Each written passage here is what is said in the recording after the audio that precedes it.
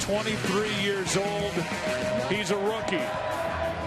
And if the Mets want to climb back into this series, they need their number 34 to step up here tonight.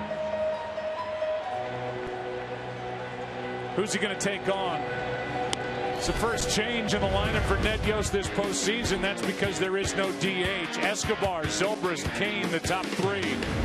In the middle, it's Hosmer, Moustakas, and Salvador Perez. And on the back end, it's Alex Gordon, Alex Rios, and Yordano Ventura. Here comes Escobar. Syndergaard set to go.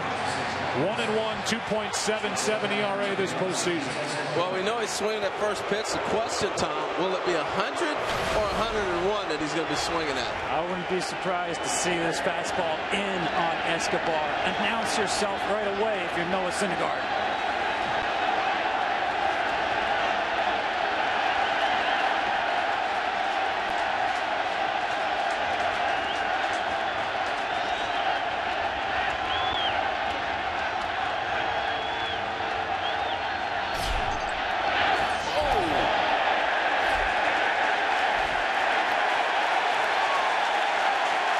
Mets fans love it. I don't think Moustakas did. Now that's announcing yourself. Game on.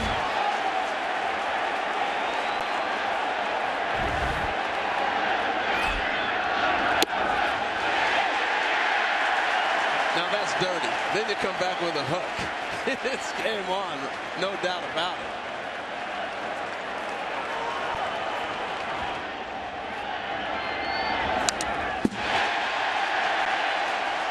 Ball and 2 strikes on Escobar. For coverage of this game in Spanish, please tune to Fox Deportes.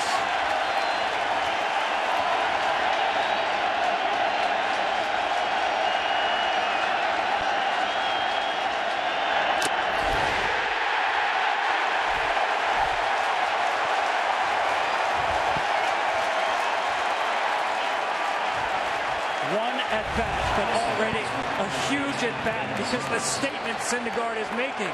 Not just the first pitch, but especially the last pitch. They get a fastball past Escobar.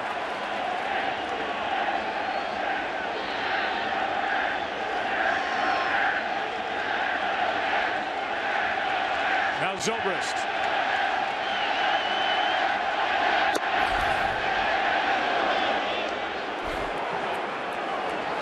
When we talked to Terry Collins before this series started, he's the manager of the Mets.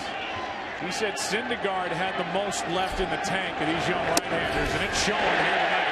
98. A ball and a strike on Zobrist. Yeah, I don't care if the first pitch is 80 miles an hour, knocked him off the plate. You had to do it. He's just been too hot. You got to knock him off the plate.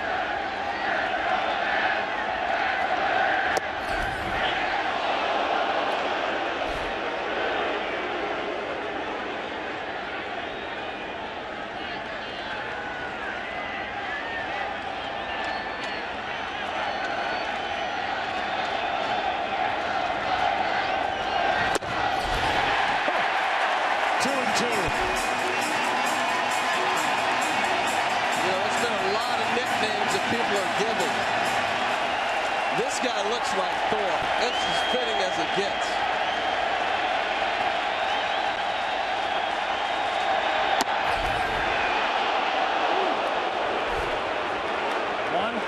Miles an hour at the knees, holding its plane.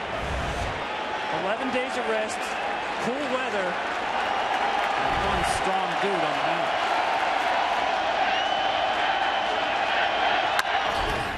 That's foul. Home plate umpire is Mike Winters. First base umpire Jim Wolf. Alfonso Marquez at second. Gary Cederstrom is the crew chief at third. Mark Carlson in right. Mike Everett in left. Bill Welke has moved to the home office for replays. 3-2.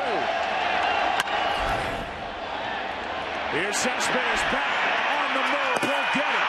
Short hops the wall, and it's a one-out double for Ben Zobrist. So impressive as Zobrist. After after the 100 miles an hour held his plane, Tom, you're talking about that on the knees for a ball. He turns on a 99-mile-an-hour fastball and then follows it back up with this double over the head in center field. That's a nice at-bat. Still being able to stay up the middle and turn on a ball inside. That's 99. It's great AB. He's got the best swing against Syndergaard. Watch how flat the plane of this swing is. Top hand hitter brings the barrel into the zone early and keeps it in the zone. Okay. Here's Lorenzo Cain.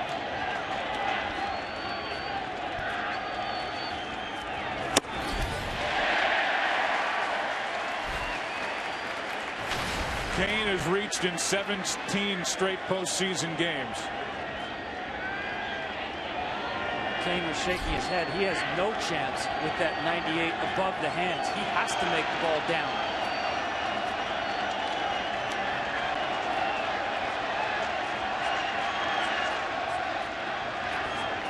Zobrist a big lead at second, half a swing.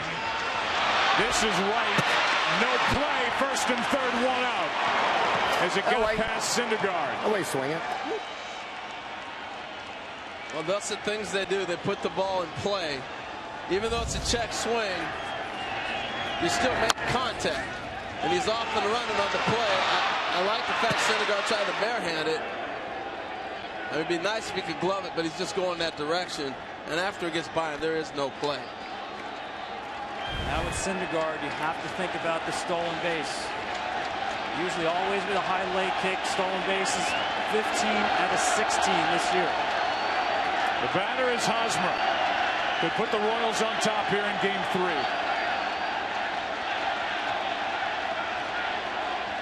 You're all right. Well, particularly first and third situation. The other night we watched where there was a ground ball hit to the shortstop. They weren't going to cover. They're basically giving you the bag. So I think Kansas City has learned that in this situation, that they're going to run and be aggressive.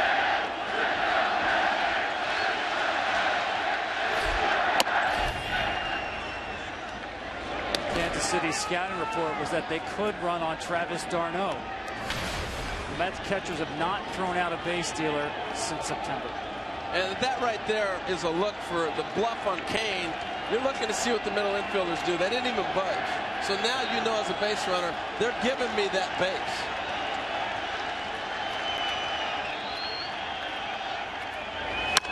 Right side, Judah to second, out, back to first, safe. And the Royals take the lead. The Mets had a chance to turn it. Syndergaard and Duda came together at first base, and in to score is Zobrist. First lead. It belongs to Kansas City. Well, you got an aggressive pitcher getting over there. Duda, a lot more athletic than you think. He gets up, makes the throw, and watch how quick he turns to go back to first base. This is just one of those tweener plays. You know, they're both trying to get there at the same time. And I do think if this ball's on time, somebody gets back to the base, they're going to be able to roll this over. They just didn't communicate. Now Moustakas, who was yelling out at Syndergaard on that pitch up and into Escobar. Strike one.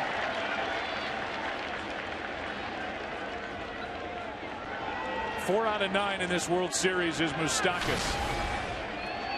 There are the numbers for the entire postseason, 216. Here are the Royals right back on top to start the night. Ball one. And think about how they did it. Check swing from Cain. Next thing you're first and third. A chopper from Hosmer, and they couldn't turn double play. They pick up a run. I'm with you. I think that double play could have been turned and probably should have been turned. Looked like Midtown at 5 o'clock. Too much traffic there at first base. Strike two.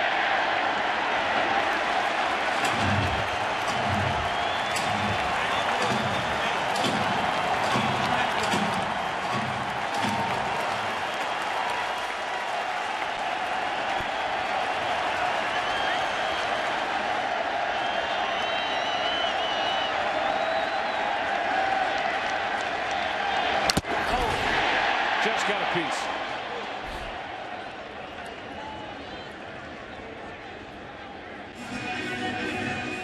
When you think of what could have happened in this inning, Syndergaard didn't get a call on a 2-2 pitch to Zobrist, and Ben Zobrist doubles into center. And then this ball hit to Duda. It could have been 2. You see the throw is offline. I don't know whether Flores was confused about who had the coverage, where to throw that ball.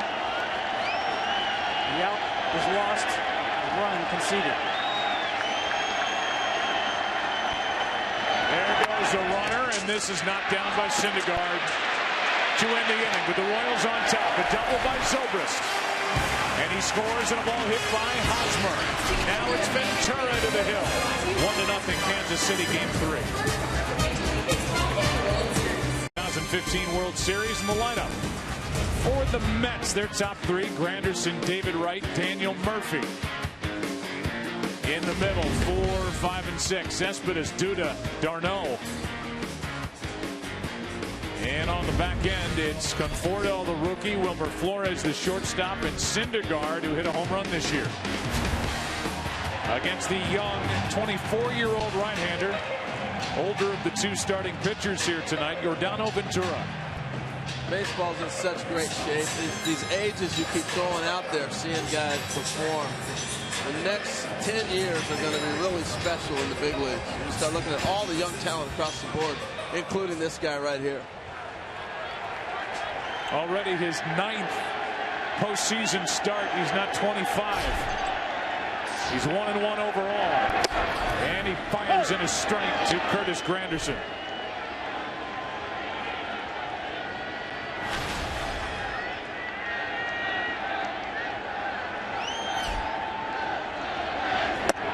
That's strike 2. And as in Kansas City, his last start, he surprised everybody coming out, throwing out of the stretch. It worked. He's back doing it again tonight.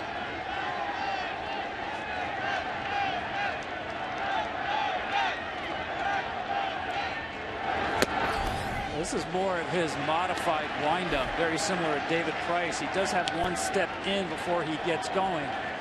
It's interesting, he came out in that stretch after warming up, as you said, Harold, in the bullpen before the last start, wasn't comfortable out of the windup. Now he's gone back to that modified windup, a little higher velocity. Right side, diving stop, safe, and a wild throw. It trickles away, and Granderson will hold it first to start the night for the Mets.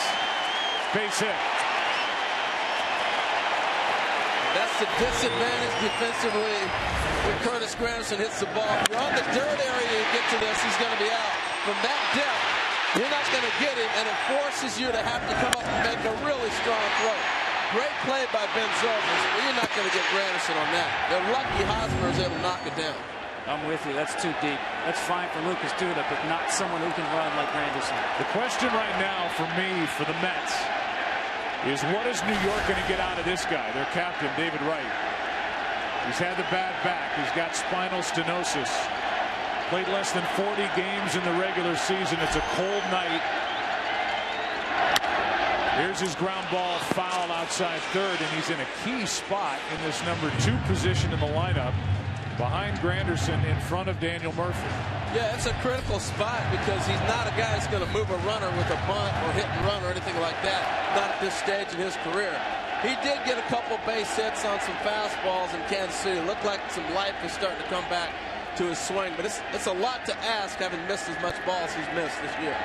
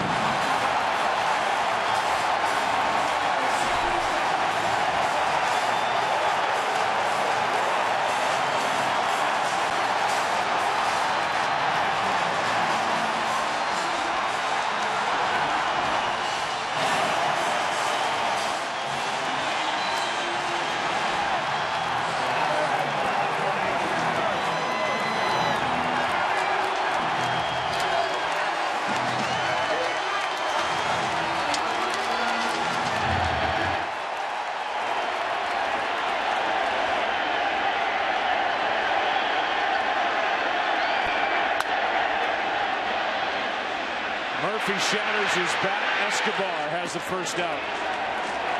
Just a beautiful swing from David Wright. Again, another fastball. This one he got it in the air, and I mean he crushed it into the cold night. But this is as good a bat speed, Tom, as we've seen from him for a while. Since the first swing in Philadelphia when he came back healthy. Well, that's a great adjustment. He knows the Royals have been pounding him with velocity, and he gets out in front of this one. Typically, healthy David Wright lets the ball travel a little bit. Get it started early, get it out front. Boy, that went a long way.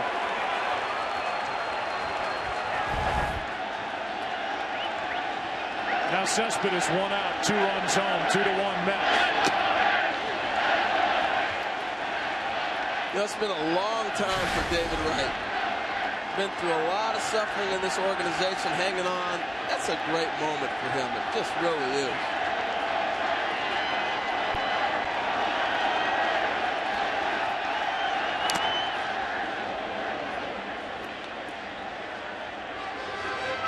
David Wright was there as a 23-year-old in 2006 when the Mets were 1 win away from going to the World Series. And some downtime since then, but it has all come together now by working his way back into game-playing shape. Wright gets to be a part of it. He just gave these fans here at Citi Field a jolt on a cold October night. And Joe, when you talk about game-playing shape, his regiment just to get on the field. He got there 11:30 the other day, working for 2 hours just before BP to get his body in condition to work and handle batting practice. That's strike 3. Good breaking ball from Ventura. 2 out. The first baseman, number 21. Gorgeous pitch. Right there on the corner, just dropped down on a beautiful pitch. That's his go-to pitch. 2 strikes. You'll see that curveball on the same side of the plate. To lefties down and in, to righties down and away.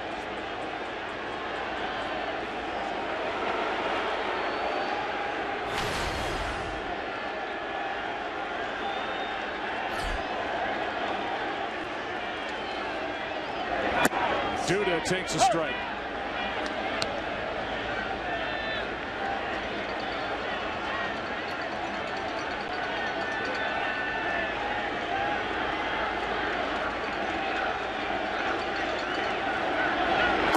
Are undefeated so far in this postseason when they score a run or more in the first inning. 5-0.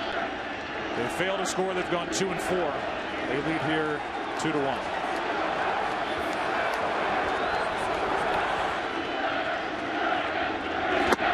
Strike 2. You know, Lucas Duda, first game, forced an adjustment by forcing him to put Escobar over on the left side of the on the right side of the infield, the second base spot, because balls got by Moustakas. So that was one change. I wonder if they'll make the change on Granderson that Tom talked about earlier.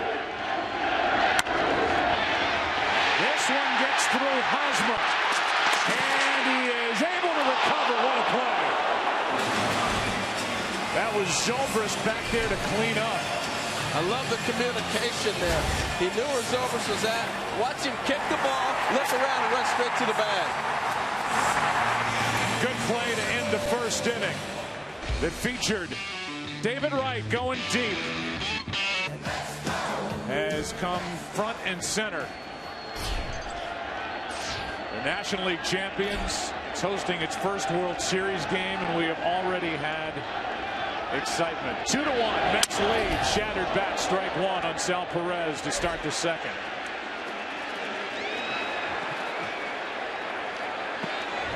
And tonight it was Mike Piazza, 6-time All-Star with the Mets, who threw out the first pitch. Mike's got a good shot getting into Cooperstown this year. The numbers keep growing every season. Talking about the voting, not his hit totals or his home run totals. Yeah, that's true. That'd be hard to do. Yeah. Although a lot of players have tried to add to the totals. 0-2 on Salvador Perez.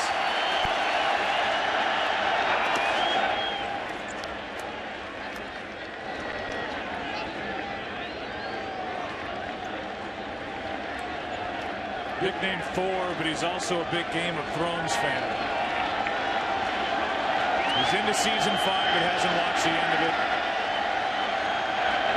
And he has a ball inside on a check swing by Salvador Perez.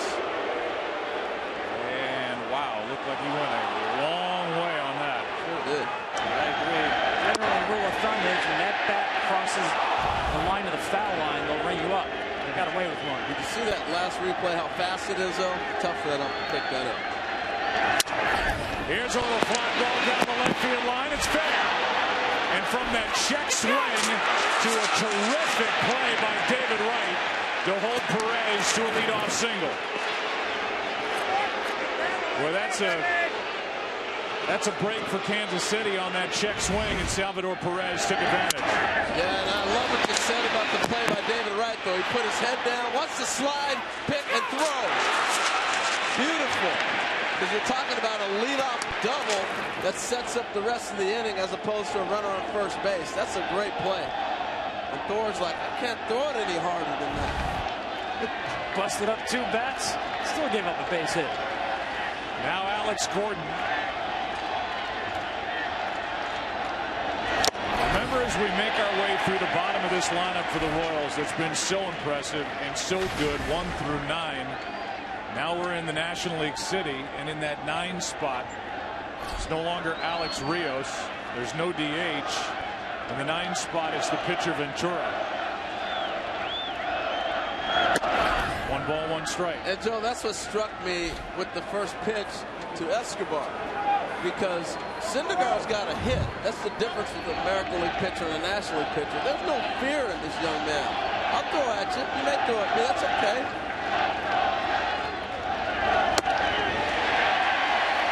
It's not just hard stuff, Tom. He can pitch. That's the hook. Curveball and the changeup, especially the left-handed hitters. The changeup he will throw, also the right-handers. Mostly it's the breaking ball, but tremendous break on that curveball.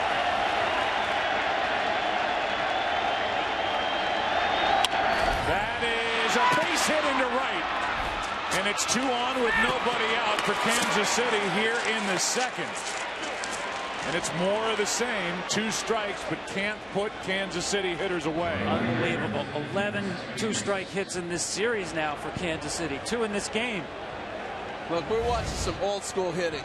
You hit off the fastball and you adjust everything else. He throws too hard, all their staff.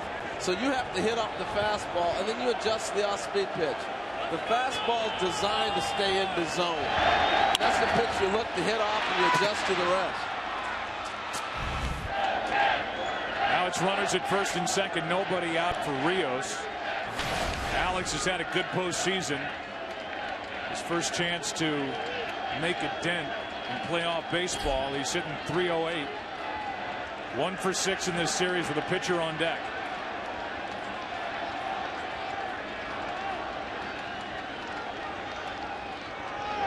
That's into left field, a base hit off the bat of Rios. Perez will dig around third, come to the plate at third, safe, and at second and third with nobody out. And immediately David Wright says, challenge that play. It's a tie game right now, 2-2, and at the moment, second and third, nobody out on 3 straight hits. Ball's right in front of Alex Gordon. He's going hard the whole way. You see here, the ball hitting the left field. He's coming all the way. Ball's in front of him. Short out, and here comes the tag. And again, a function of scouting. If Cespedes is in left field, I don't believe Gordon is going to take this chance. And it looks like the Mets will win the challenge. We got him on the helmet. Got him right there before the hands comes on the back. So Cespedes, Gold Glove caliber outfielder, one of the best arms. He's in center field. Conforto, not nearly the kind of an arm. Good eyes, Joe. Looks like the Mets will win this challenge, and with that, in what is now a tie game, it'll be a runner at second, 1 out, if that is the call with a pitcher coming up. They're both sitting there looking at this. You don't see it very often. With this situation, though, the golden rule is, hey, don't make the first or third out at third base, right? But in this situation, you got a trail runner. Now you're going to have a runner at second base.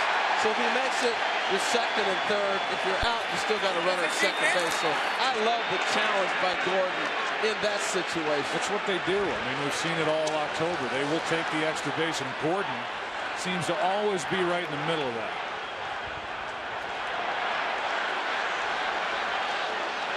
Don't forget, too, you've got the pitcher, Yordano Ventura, coming to the plate. And no offense, but he's the out call there. He's an automatic out. Only 10 plate appearances in his career. He struck out 8 times. Lightning quick hands by David Wright. I was going to say he's made 2 good plays in this inning defensively after homering in the bottom of the first. Yeah, and they're not going to show up in the box score real big. It's great plays, but man, to take that throw and get the slap tag down, great hands, David. All right, the challenge from Verducci for Yordano Ventura. 0 for 6 when he was swinging it during the regular season during interleague play. Runner at second, 1 out now. Tie game 2-2. Strike 1. I asked him about facing Syndergaard as well, and he said, my hands aren't going to like this. He doesn't even really practice hitting. They did practice bunting here in the last month, but not many reps in the cage at all for Yordano Ventura.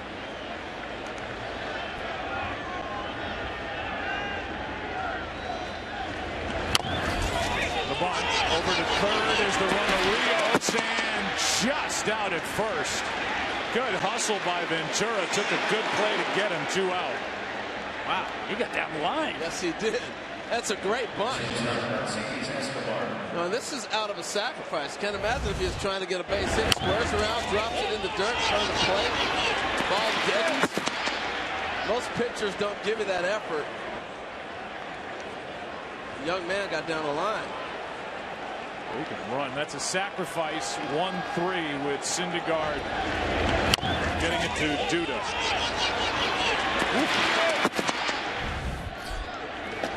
Now the ball gets away. In comes Rios, and the Royals regain the lead. The little things. With Ventura moving the runner up. And Rios following on the throw to third when Gordon went to third. A lot of guys stopped at first base. All those little things add up to a run for the Royals. Just didn't get all the way down. You have to anticipate the ball being in the dirt on the curveball. Here's one into center field off the bat of Escobar. That is the 4th hit of the inning. After the passed ball let the run score. A base hit follows nonetheless. They are incredible. I'm going back to the first pitch. Did he wake up a sleeping dog? I know they're up 2-0, but from the first pitch of the game, all of a sudden you saw Bistakis and the rest of the team say, okay, game on. Even Escobar sitting at the plate. I like the fact he knocked him down, but I'm posing the question. You think he woke him up? Well, if he's a sleeping dog, then these guys hit well in their sleep, because that's all they've done is hit. Well, especially against the fastball. We saw Harvey and DeGrom kind of pitch away from their fastball in deference to their ability to hit fastballs. Tonight, all 4 hits in this inning on fastballs. The Zobrist double in the first inning on a fastball. 2 runs on 4 hits in the inning, and the frame continues for Zobrist.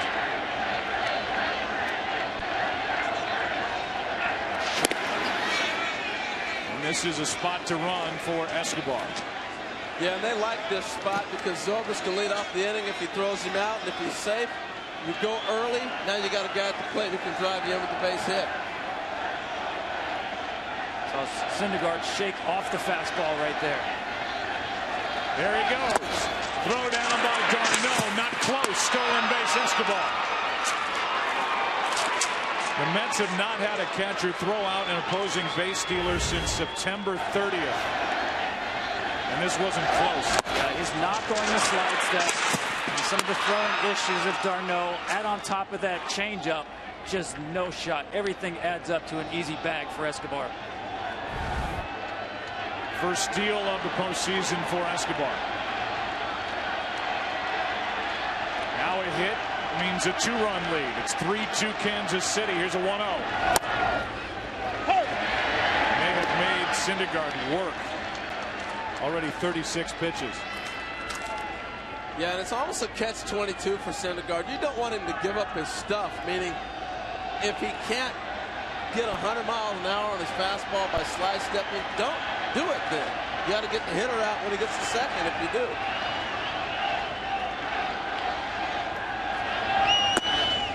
Full Zobrist, strike 2.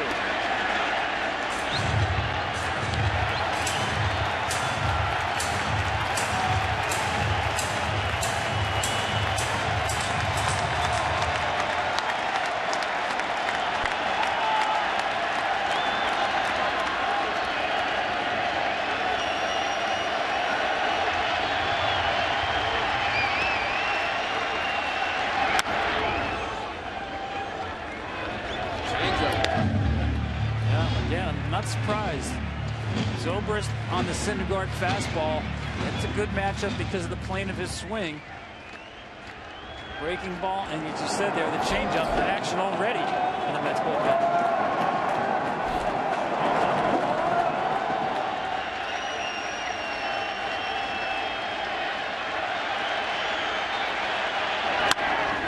Should end the inning.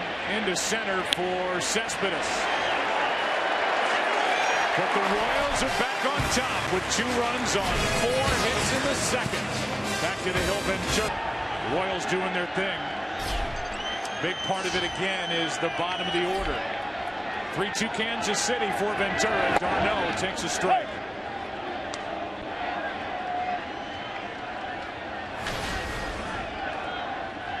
The numbers for Darno. He's 1 for 9 in this World Series. 8 hits this postseason. 3 of them have left the park.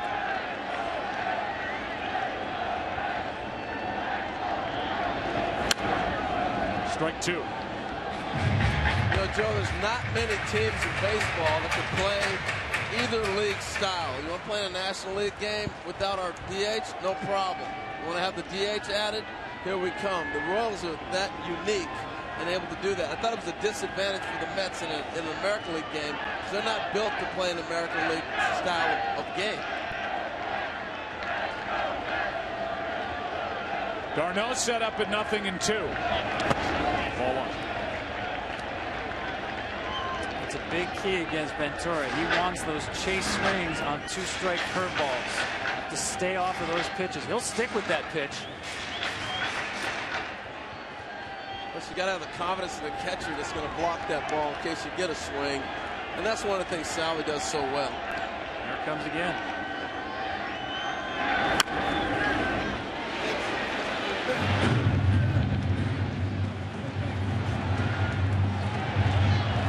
Wind is whipping around this ballpark. Citi Field here in Queens. 14-mile-an-hour winds. And up top, you can see it's really blowing. Chilly night. Darno. Ball 2.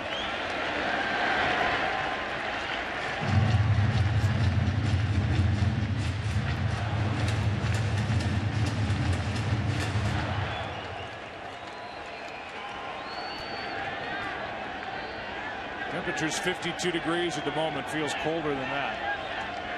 2-2 pitch. Upstairs, full count.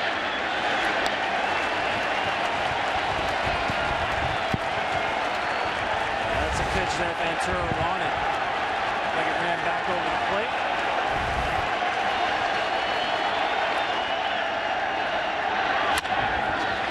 Into left center field. Kane is there. 1 away. In the top of this second inning, we saw right there or no?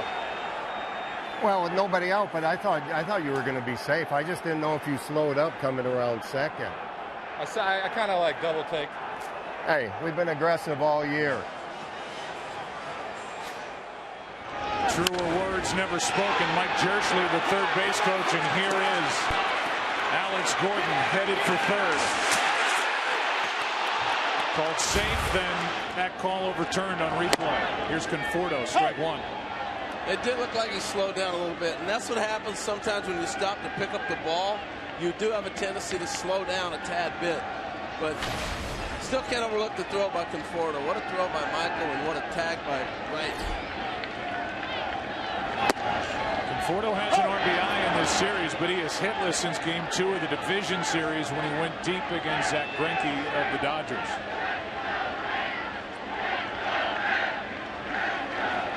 The rookie.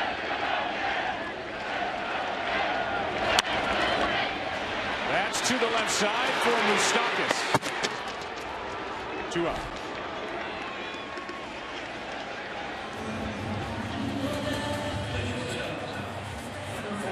And the batter will be Wilmer Flores.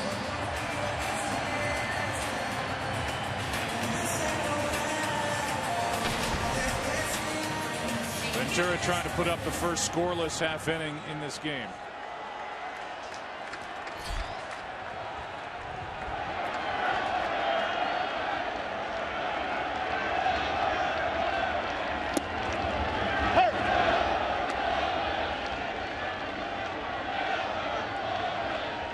Flores has had some good swings in this series, but 0 for 7.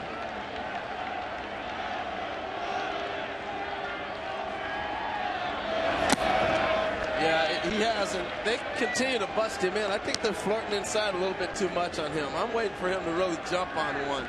Saw a lot of balls inside, and as the series progresses, you start to look for a certain pitch. Into right, and that will carry to Rios.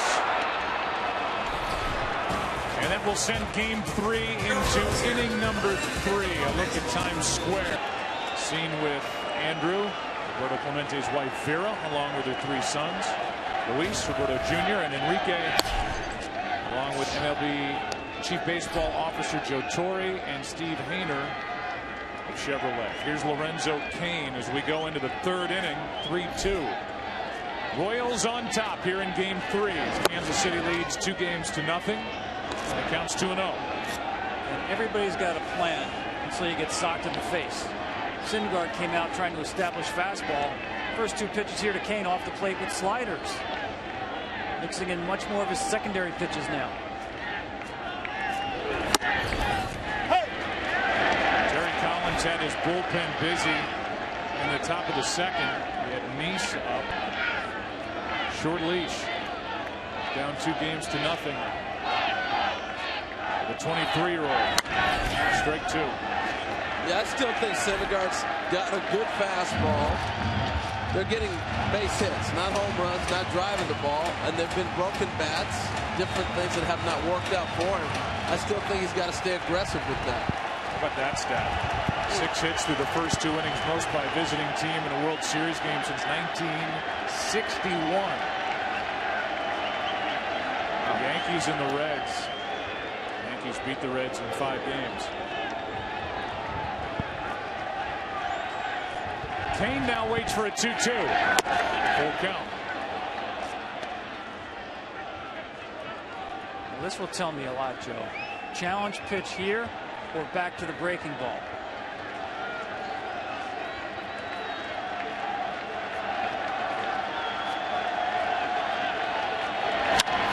Got under it. Straight up on the infield for Flores, and he's fighting the win. You have to be wearing a major league uniform to catch that ball. Let's go down to Aaron Andrews. Aaron. And Joe, when we saw Noah Syndergaard throw inside to Alcides Escobar kind of knock him down, we had that shot of Mike Moustakas just absolutely barking at the mound. He hasn't been the only one. Salvador Perez, really this entire team just yelling, screaming. Harold, I know you said that may have woken them up. I know that they were awake at the start of this game, but this is the loudest I have heard this dugout throughout this series. The coaches walked by and said, yeah, we're a little fired up. Aaron, thanks. Hosmer hammering at that first high delivery, strike 1. Yeah, you know, you look for any edge, and any time you start a game with a guy getting knocked down, it's kind of gets the blood flowing quick.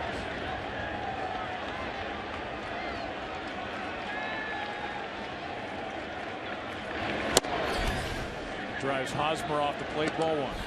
I like how he's using his fastball. I didn't like the 2-2 slider. If you miss 2-2 with a breaking ball, what's he going to throw you 3-2? He's come with the fastball. He's lucky Kane missed that.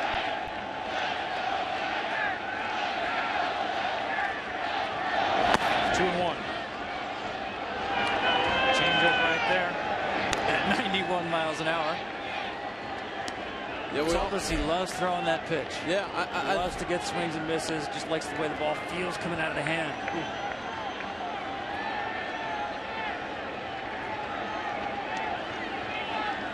The 2-1.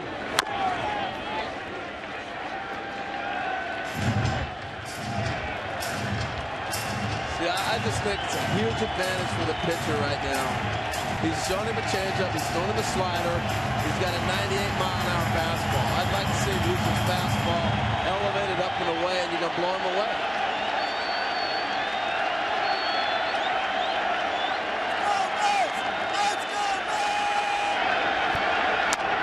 Good swing by Hosmer on the 50th pitch of the night by Noah Syndergaard.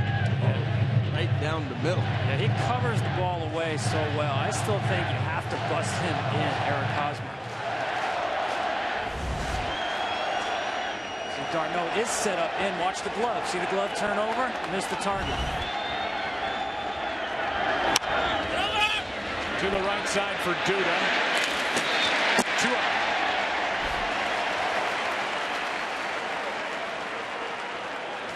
Just he's so good. Just slowly keep your game plan. Keep him in the ballpark. That's all.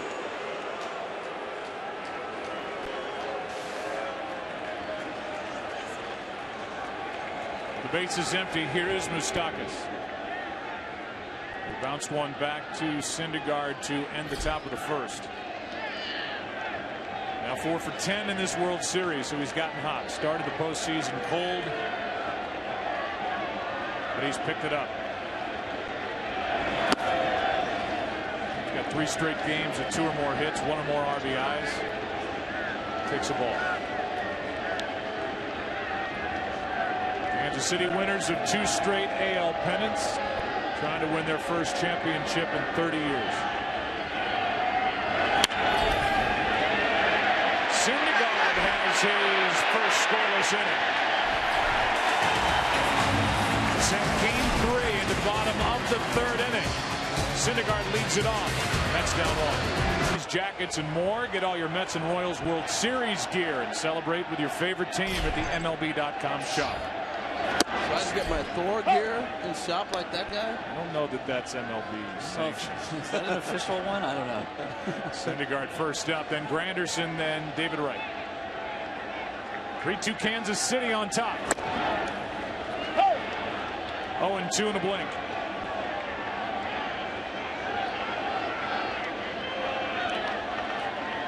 Nine hits during the season for Syndergaard, and he is on to start the inning. Rios came up and wanted to fire to first, but Syndergaard has a leadoff hit.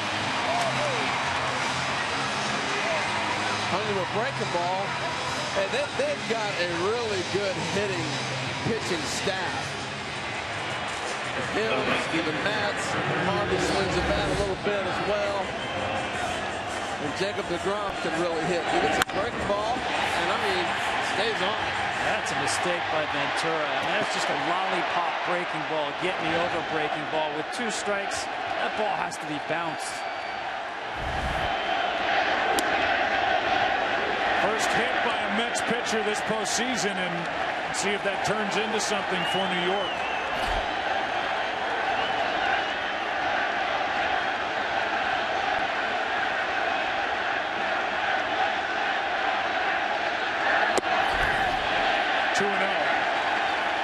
And a visit.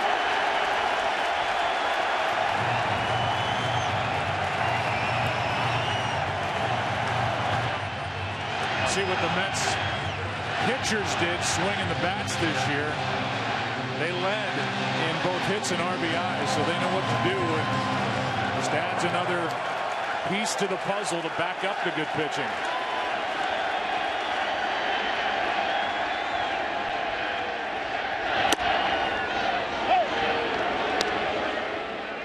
You know, we saw one ball from Ventura, 98, and he has not really reached mid-95 and up very often in this game. Not the same velocity. That is hooked into the corner. At the wall. It's good. Mets back on top.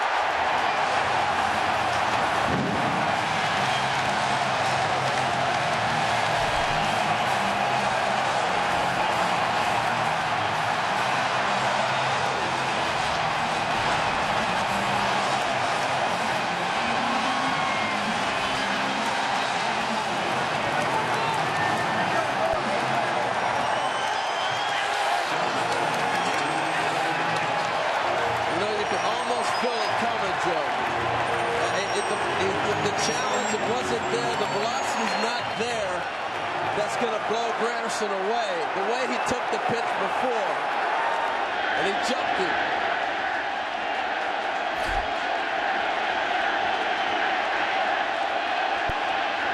Now David Wright.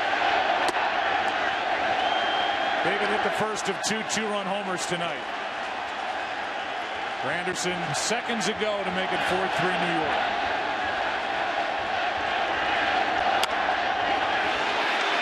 Moustakas long throw. One out.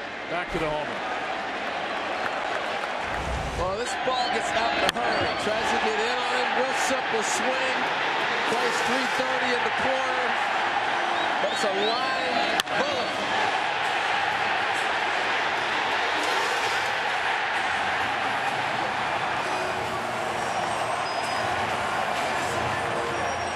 Chris Rock and Seinfeld.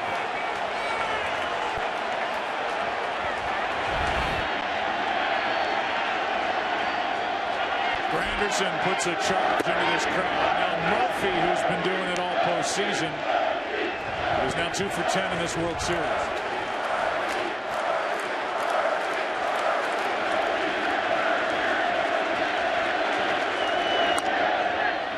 You know, Joe, I've never been a fan of this inadvertent windup guys are going to in the big leagues. As a hitter, I'm saying thank you for the timing. We've watched out the disruption of what Cueto does and other guys out of a windup. But when you go here, step, set, throw, you basically give the hitter every rhythm timing you want as a hitter. And if you're not going to bring your mid-velocity, you're doing me a favor. Another broken bat on this cold night. 2 out. The biggest problem for Ventura, there's a piece of kindling right there, is the ball up in the zone. Most of the home runs he's allowed this year, like a lot of pitchers, leaving the ball up. The curveball left up to Syndergaard, and the fastball left up to Granderson.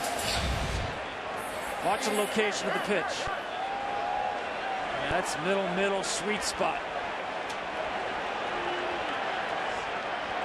Granderson 1 for 8 in the first 2 games.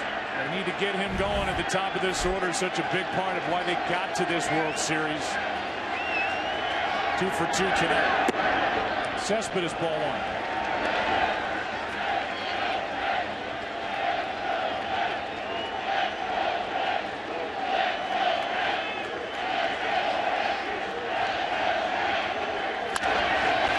Backing up Moustakas. Good play. Long throw. Nice work by the Kansas City third baseman. But in the inning, Syndergaard got on with a base hit to start it. And then Granderson parks one down the right field line. 2 two-run homers tonight for the Mets, who lead by 1.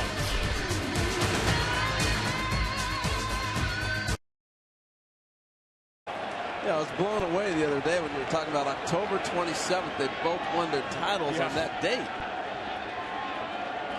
It's been a while for these two franchises. The Royals came so close a year ago. Perez, first pitch swinging. David Wright. 1 away. Salvador Perez now 1 for 2. Tonight's telecast is sponsored by Fitbit. Find your fit. By Walmart. Walmart proudly supports our veterans. Visit greenlightevent.com to learn more. And by DirecTV and AT&T. They're now one, bringing television and wireless together. Watching the reaction of these infielders, this looks like fast dirt because they all look like they're getting fooled. How it jumps on top of it. Play by Moustakas on the backhand. That ball took off right there. David Wright. They just don't look like they're flowing through it. It looks like the ball's eating them up a little bit. Here's Gordon. The number 7 hitter now in this National League style lineup with a pitcher batting 9th. 1 ball, 1 strike.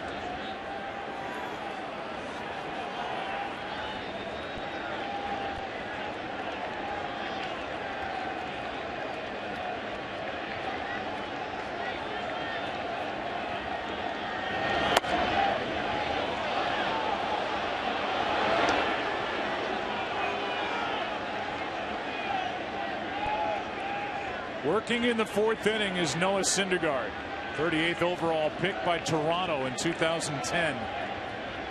That's a strike, 2-2. And that ball looked down to Alex Gordon. That changes your at bat. You go from 3-1 to 2-2.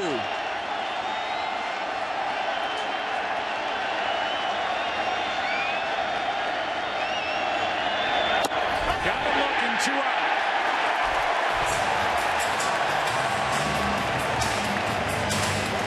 This ball had so much run on it. Gordon gives up on it and comes back over the plate. This is at 99. Even Darno has a tough time squeezing it. Tonight's aerial coverage is brought to you by DirecTV. Now part of the AT&T family. Call 1-800-DIRECTV. This is the first World Series game in the 111-year history of the World Series. But there have been 3 lead changes in the first 3 innings. Noah Syndergaard now is retired 6 straight. Here's Rios. What a postseason he's had. RBI single his first time up tonight and a run scored. That's a strike. Yeah, he is really pitching now. Mixing in more of the 2-seamers, the breaking ball there, change-ups to both right and left-handers.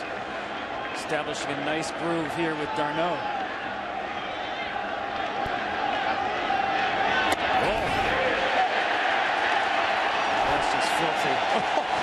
And we watched the other night Matt Harvey make the adjustment about midway through as well. He's done a nice job. I love the nickname.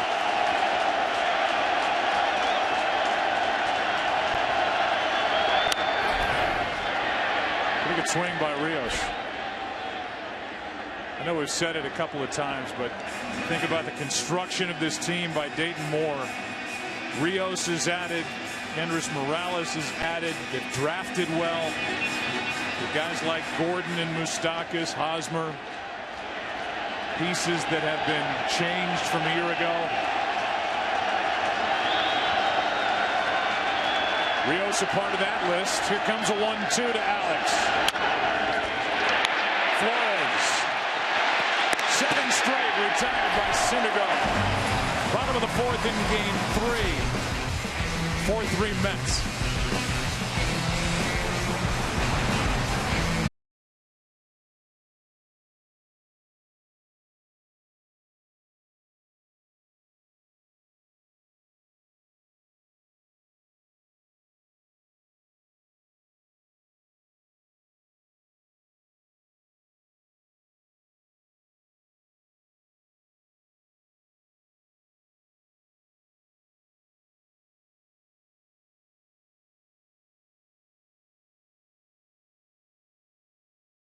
Tomorrow we've got a full day of action, including one of the most talked about teams in the country as USC takes on Cal. Plus 14th ranked Oklahoma looks to make a statement against KU.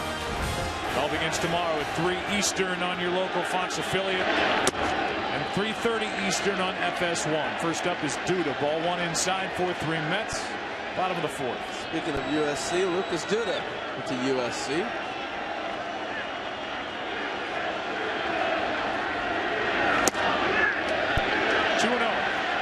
His high school coach, Gary Rungo, is retiring after 30-plus years at Arlington High School in Riverside, California. And he was mentioning that to me, so Coach, congrats for the long run. There's a strike as Ventura finally finds the inside corner. 2-1.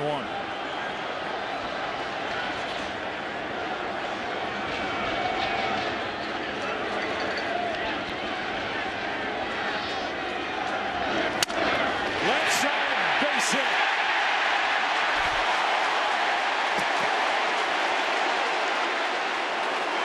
Third inning of the first 4 that the Mets have put their leadoff man on. We had a chance to visit with Ned Yost, the manager of the Royals. And the first question was about this pitch to Escobar that started the night, that it got their dugout's attention. Yeah, I didn't expect him to throw a strike, but I didn't expect him to throw it that close to his head either. Yeah, well, let's talk about what we've seen so far. It looks like Syndergaard's settled in a little bit. And what are you seeing out of Yordano Ventura? He's throwing the ball good. He's not getting, racks for base hit runs. He's made 2 mistakes, a backup cutter to Granderson and a high fastball to David Wright. To do the 4 runs worth of damage on him, but he's throwing the ball okay. This is a great atmosphere here as it was in Kansas City. I'm taken by your team. There is no panic, and that's what we've seen all postseason.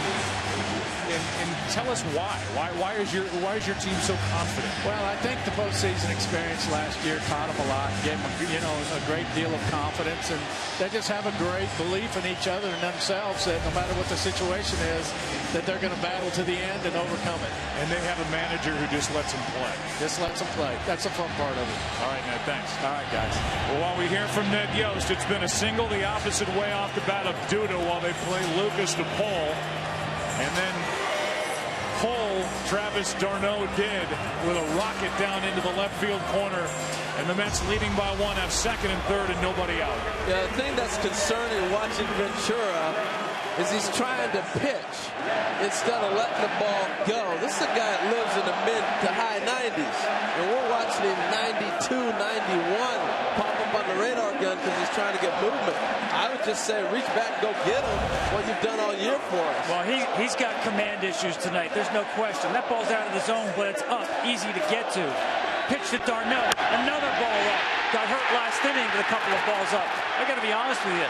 These are warning signs. I'm not sure how long I'd stay with him with the ball up this much.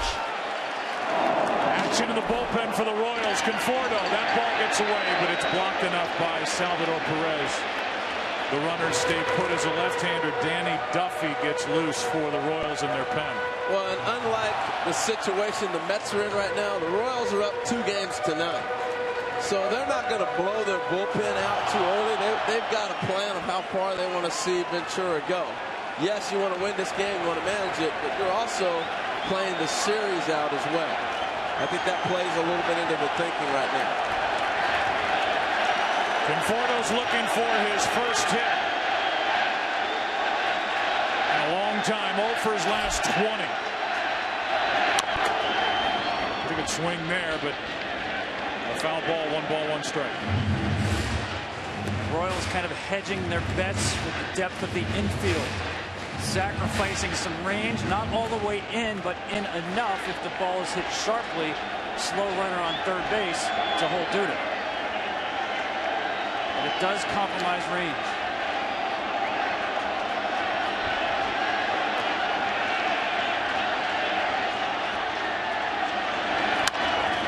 To the right side, Duda comes to the plate. He scores the run and safe. It's 5-3.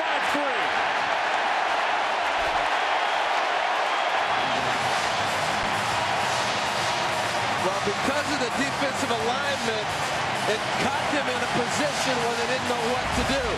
And Tom, you pointed out they're halfway. So what do? Who goes and gets this ball? Hosmer goes to get it, but that probably ends up being a second baseman's ball. But because of the depth that they started at, he might think that ball's going to sneak through.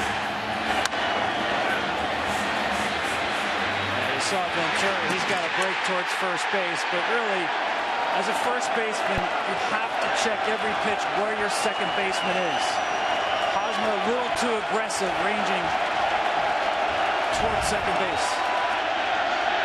Now it's Flores. Ball 1 inside. It's an RBI single in the infield for Conforto to break that 1 for 20. Rather 0 for 20 spell. Now 1 for 21. First and third, nobody out. 2-0. You're the Mets, you got to think, put him away. This is your time to strike.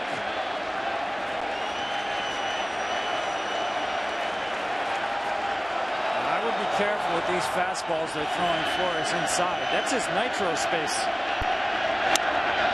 Little pop-up on the infield. That's a big out. With a pitcher coming up, 1 down.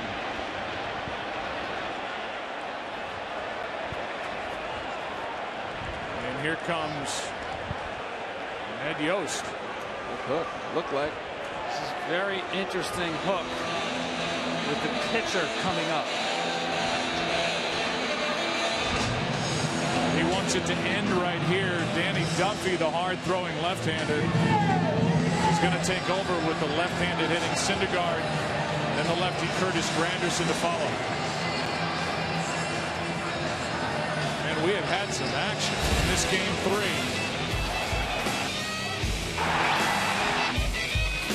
3 different lead changes. Mets trying to add to what is now a 2. I thought it's an interesting hook. This is a safety squeeze situation.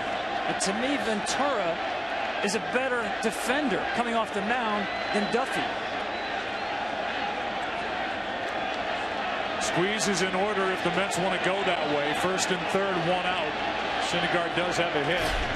Shows the bunt early. 0-1. 2 things for me. It's easier to bunt left-hander on a right-hander than lefty on left. And then you let Duffy have a chance to get used to that mound with Granderson coming up next as well. So maybe that might have played into their thinking. I like the move here myself to go to the lefty early. Goes back to a swing, trying to hold up. That's strike 1. Yeah, I put the bunt back on. If you execute this play, it's almost impossible to defend. Darno can follow Moustakas down the line, read the play. If it's bunted right back to the mound, he can go back to third.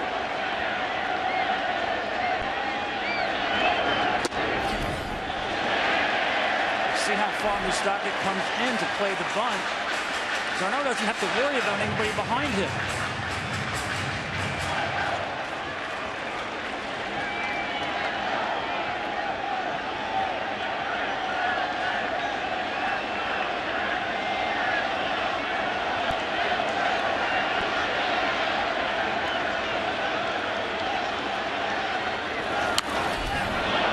Strike 2. And I get your point, but I think it's an easy play to defend if you do it right. You're looking, the whole point of being on defense is get the out and not give up a run. Because you got the left-handed hitter on the on-deck circle you want to get out anyway. So get the out. If they want to give you the out, you take it. You want to keep a run off the board right here. If he gets a bunt down the right spot, Darno will score. Back to the swing with 2 strikes, and he struck him out. A good start to the night for Danny Duffy. 2 out. And here comes Curtis Granderson, who is 2 for 2. Homered his last time up. StatCast powered by Amazon Web Services. Well, here's the fastball that ran. You heard talk about a little two-seamer running back over 107-mile-an-hour exit, but 346 now. It's 330 down the line. That ball was on a trajectory that was a missile that got over the wall real quick. The second home run of the series for Mr. Granderson.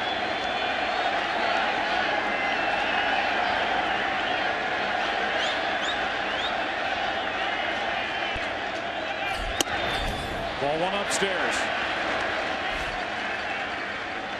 This is why you make the move for Kansas City. Believe it or not, this is the guy they want, the matchup for Duffy.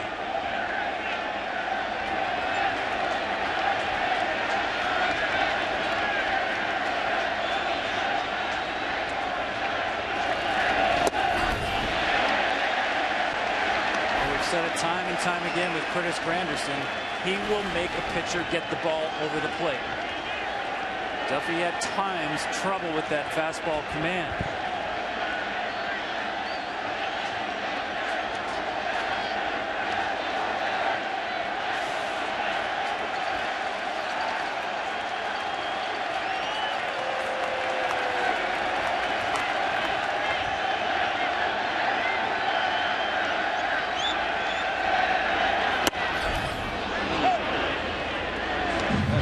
dirty pitch right there. You're sitting 2-0 and you know what you want and you still get fooled. Great movement by Duffy.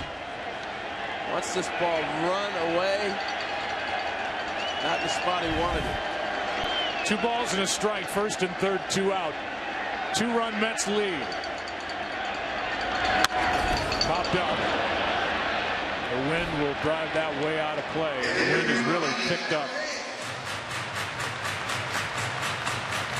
Yeah, after seeing that fly ball, the pop fly to Flores, I don't know if anybody wants a pop up right now. That doesn't do it justice up top. I mean, it is blowing.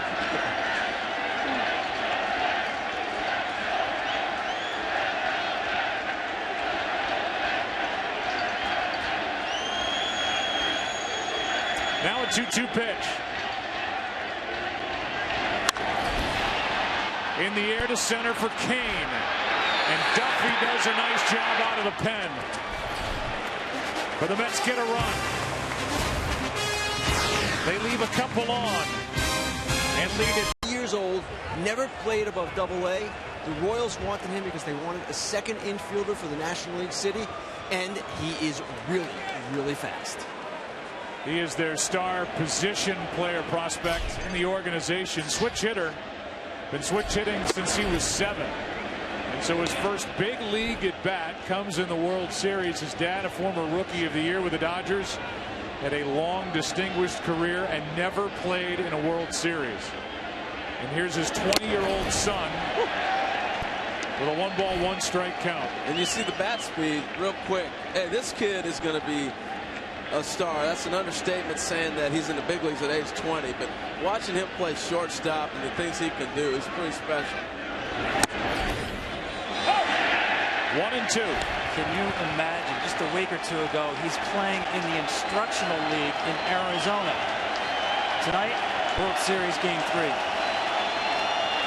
The 23-year-old will pitch to the 20-year-old here in Game 3, leading off the 5th. 5-3 Mets. 1 out.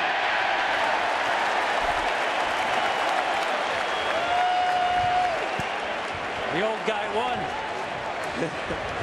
Not too often you're going to get your first major league at bat and the guy's throwing 100 miles an hour at you. Good pitch from Syndergaard, and that is a young player that the Kansas City Royals, where their organization is in such great shape, and Mondesi is somebody the Royals fans can look forward to cheering for a long time. Escobar takes a strike. That's worth repeating how high they are on Mondesi. Before they made the trade for Zobrist, there was talk within the organization of committing to Mondesi at second base.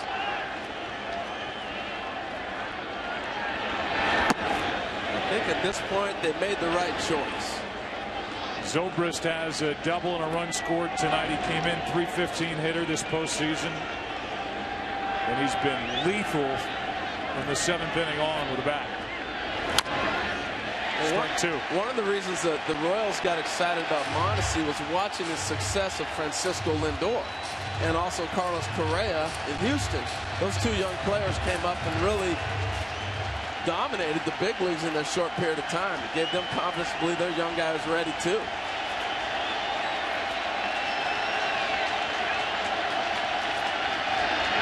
Escobar strikes out, 2 down.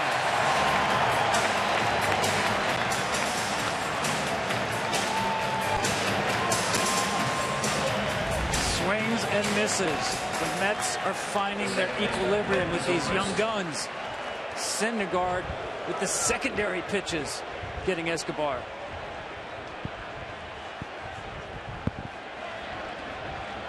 Thor bringing the hammer. Beyonce just called. She's jealous with that flow. Maybe not that. 2 out, nobody on. Number 2 hitter is Zobrist in the lineup for the Royals. Ball 1. The one thing he's been able to do is establish that first pitch strike, and it's opening the zone with all his other pitches. Now he's falling behind 1-0. 2-0. as a hitter, to be able to center on one pitch, it slows the ball down for you regardless of how hard a guy may be throwing. When you get behind an account, that all changes. That's in the air to right center field in the gap. Granderson is there to end the top of the fifth.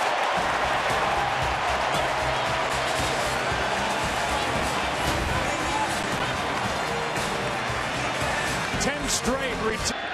There he is leading off the fifth with Murphy and Cespedes to follow against Luke Hochevar. Strike one on this hard throwing right-hander. It was a big part of the bullpen 2 years ago. Had to recover from Tommy John surgery last year. Was not in on the pennant winning fun for the Royals, but he's a big part of their success this year. Strike two. And that cutter is his best pitch, his favorite pitch. And I'll tell you, Joe, it's gotten better and better as he's gotten farther away from Tommy John surgery. The second half of the season, he's really been locked in.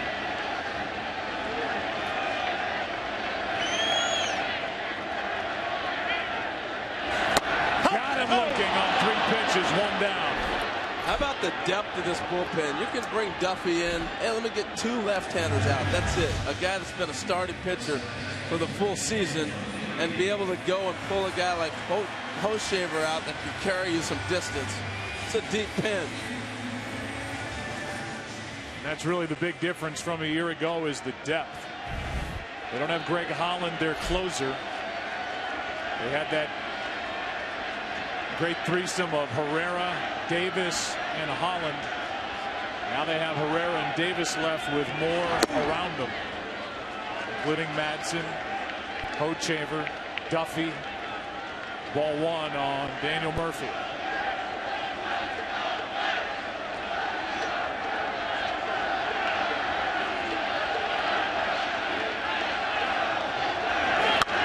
That's a dangerous foul ball.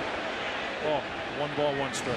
Let me explain a little bit of Daniel Murphy's approach and what Kevin Long has brought. See the 7 balls right here. The 7 be the first one out, 1 closest to you. And what he tries to do is look at the balls. And so now instead of focusing on, I want a ball middle in or middle out, you pick a specific ball.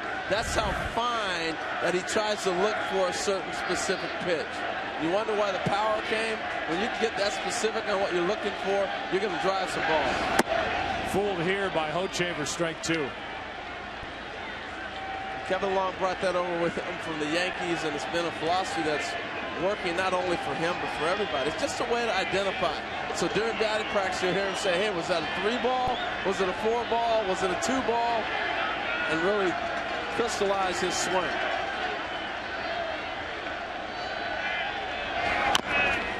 That's off the plate. Hochevar makes the stop in the throw. 2 out.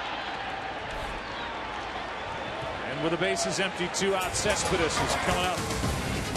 Tonight's telecast is sponsored by MasterCard. Join MasterCard and stand up to cancer for a priceless cause. We'll have that powerful moment here at Citi Field here in just a minute.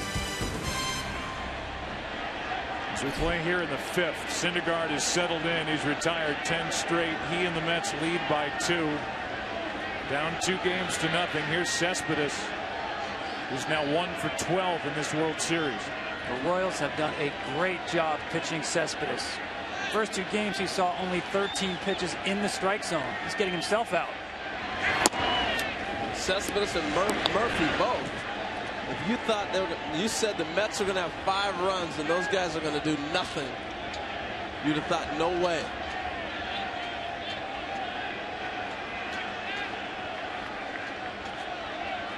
A 1-0. That was one that Cespedes would like to have back. 1 ball, 1 strike. You got a pitch there. Now, let's say that shoulder, remember at the end of the NLCS, complained about the shoulder, came out of the game, is perfectly fine. And he's not going to change his approach. He's going to be aggressive. He's going to take big swings like this, especially 2 outs and bases empty. Just don't make a mistake. Inner half down.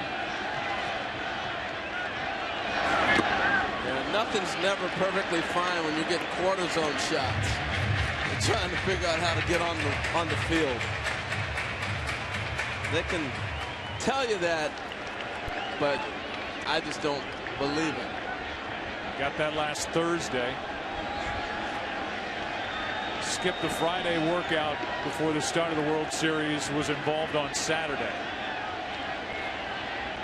Had to bow out of Game 4 of the NLCS, and he is on with 2 out here in the 5th.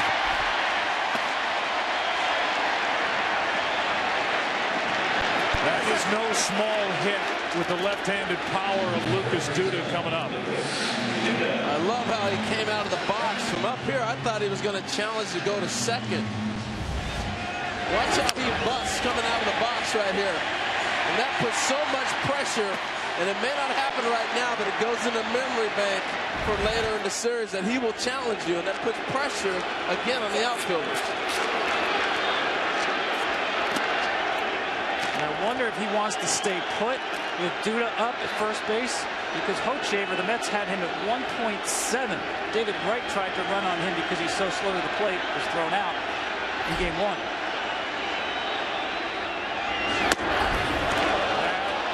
Trickles away and Cespedes stays put. I think you got to go because it doesn't change anything. They still have a shift on. Normally with a left-handed hitter, you're giving him that hole between first and second base, hoping he might hit a ball through it and you end up first and third. But where Zobrist is standing, it doesn't change the defensive alignment. So you look where Moustakas is at. You're going to force Escobar to take a throw. I'm running. I'm going to get in score position, and they're not going to defend a throw. I'm just thinking of Duda taking a swing on Hochevar rather than Darno, the right-hander, on deck.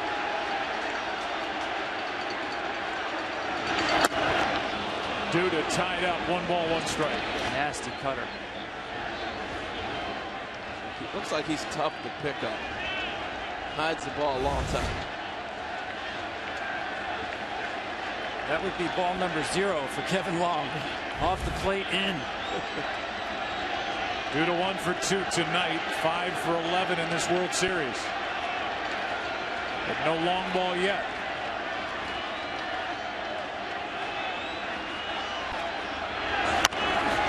That's toward the corner, foul. Strike 2.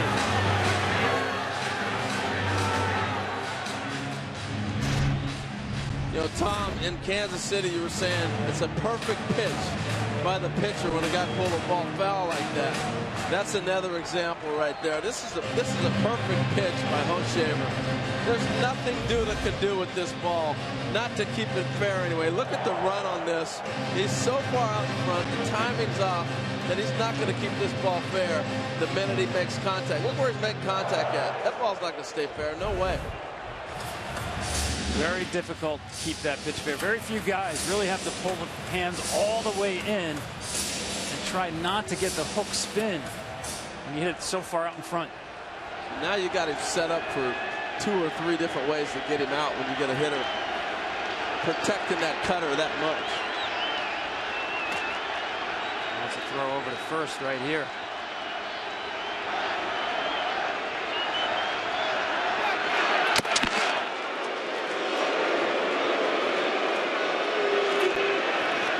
To see if Cespedes would give anything away. 2 strikes, 2 outs.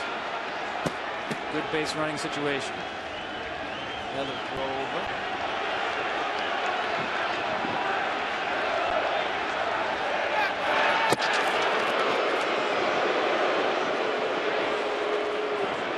He doesn't look runnerish over there. No. Hands on the knees, unless it's a very good deke. Well, the reason they're anticipating it is for that simple reason. You're probably not going to come back and intentionally walk him when you got 2 strikes. This is a slide step, speeded up little cutter here coming at him now.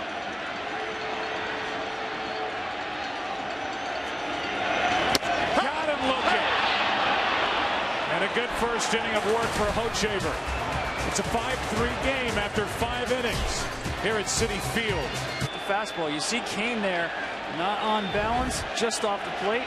Multiple options right here. That caught Darno, the catcher. You can see how you keep a hitter out of a fastball count, how that changes everything. They get in a fastball count, I don't care how hard you throw, you can't sneak the cheese by the rat in the big leagues. You live off fastballs.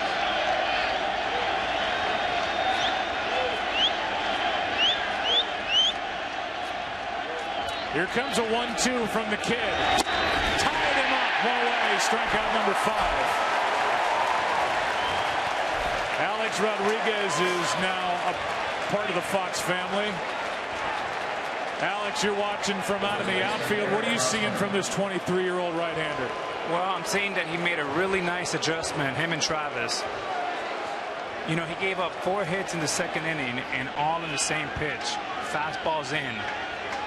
It seems like he's spraying the ball all over all 4 quadrants and is making it much more difficult than the Royals hitter.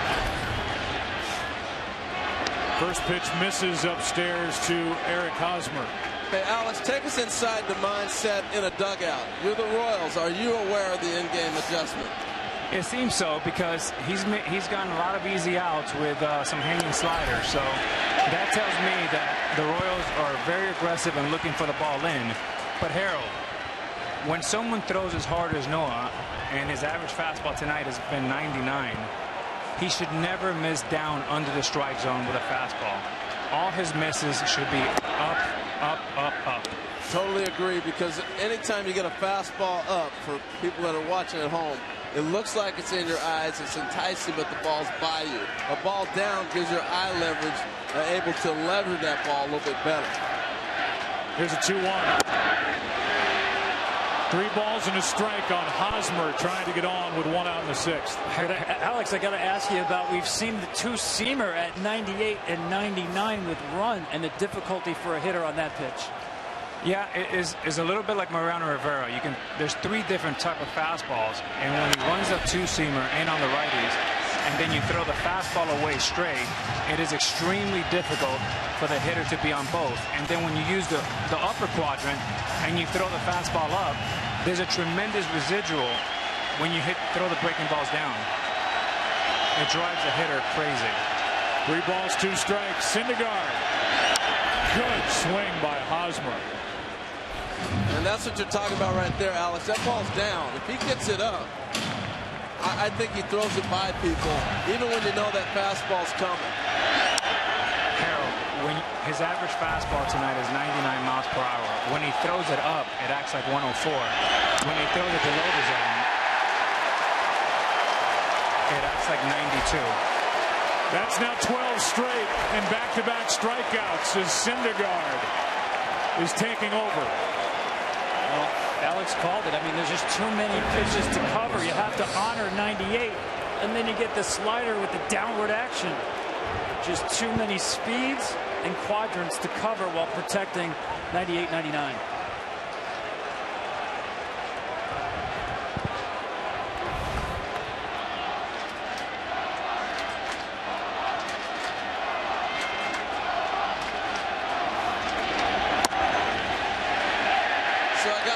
You got a nickname early on, A-Rod.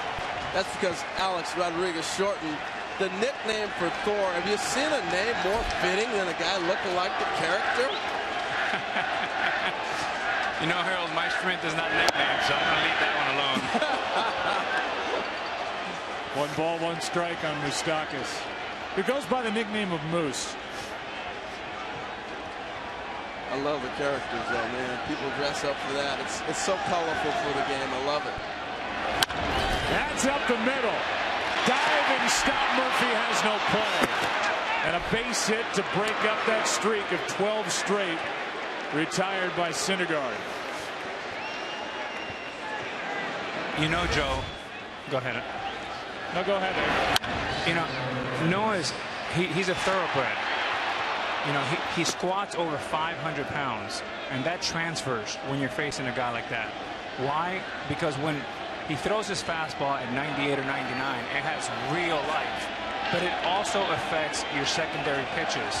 When you're able to spin the ball with that type of torque and revolution, it makes it really hard as a hitter to pick up that slider. We're trying to do that right now is Salvador Perez, who took low, ball 1. Salvador 1 for 2 tonight. He's hit 4 home runs this postseason.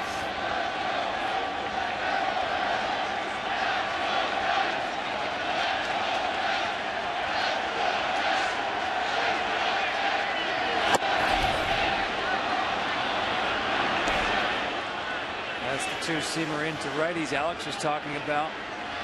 Nice job by Perez to stay off it.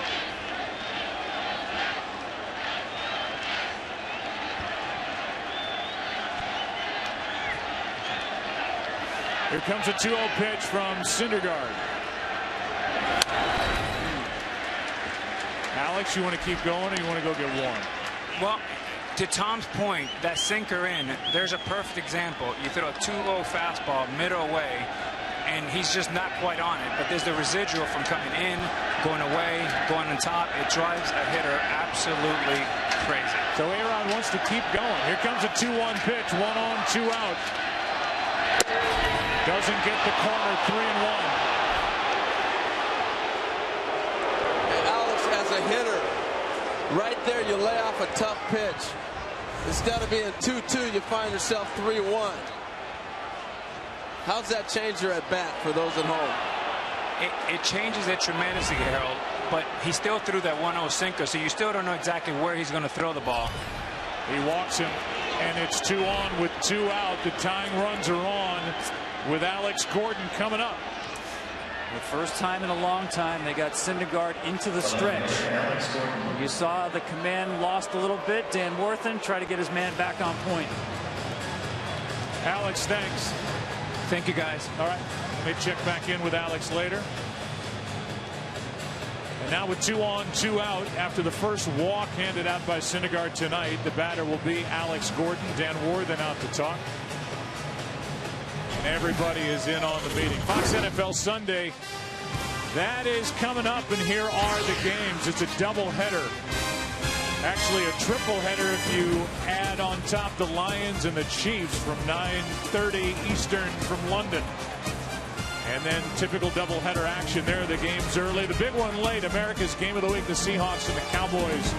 Dallas has lost 4 straight. The Seahawks seem like they're putting it back together. You're not doing the game in London, and then coming back.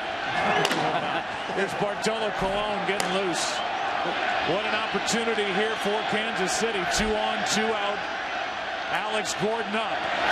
Ball 1 down and away. Well, the 5th and 6th innings are always the most critical because you have to make that decision that they just had to make right here. Do we go get our pitcher or do you not? And in a National League game, the whole double switch thing plays into it as well. 2 men aboard, 2 out. Breaking ball does not find the strike zone. It's 2-0.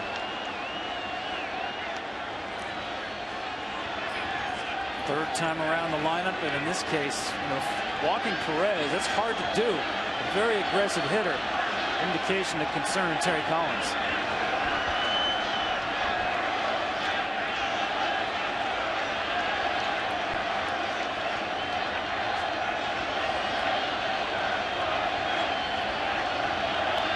Pitch number 98 for Noah Syndergaard. A check swing, he went 2-1. Gordon tried to hold up, could not. So that is a great pitch. 2-0, and he goes to the curveball.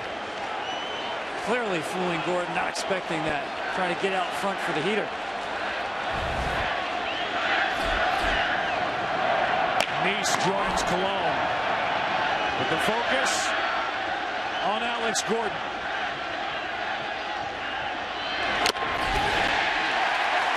Two and two.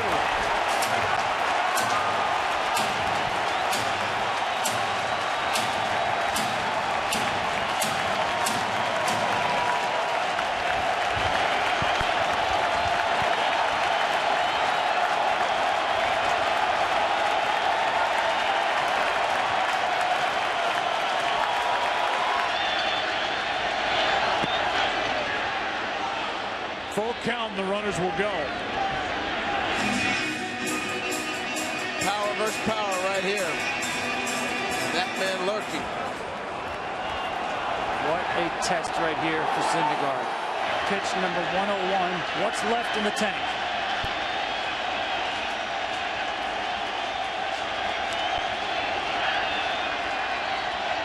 Three-two pitch.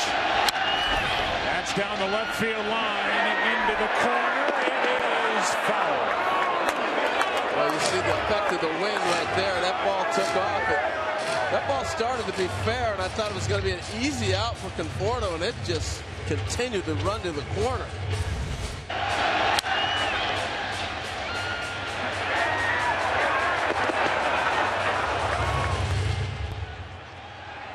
And what was left in the tank? Just 98.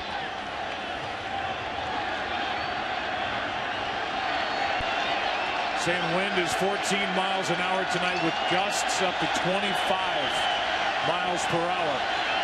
Another 3-2 pitch.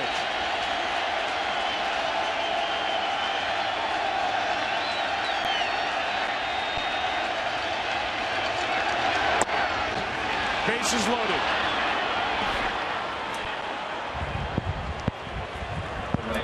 Back-to-back walks after the 2-out hit by Moustakas. Terry Collins, will he go one more with Syndergaard? Gutsy decision right here. I know the velocity's there, but not locating like he was earlier. Rios has had some good swings already tonight. And first time up, he jumped on a first pitch fastball. A lot of confidence in the young man here.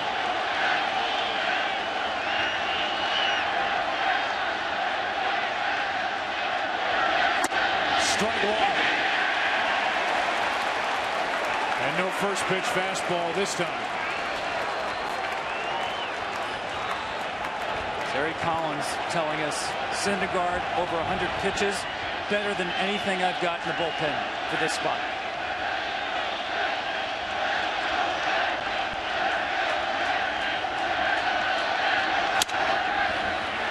Flores makes a play, and the inning is over.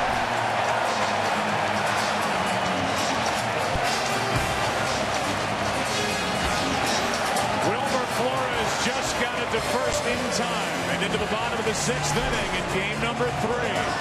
Syndergaard and the Mets lead by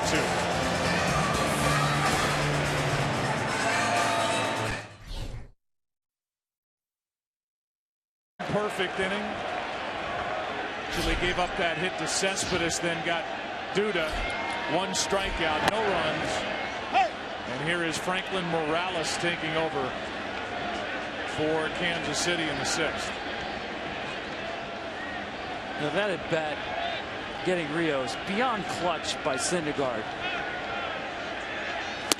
And don't forget, we just watched Harvey and DeGrom pitch in Kansas City, and some questions about fatigue and all the innings they've pitched. Well, that guy's the youngest of the Fab Four and the most beyond his previous pro high in innings.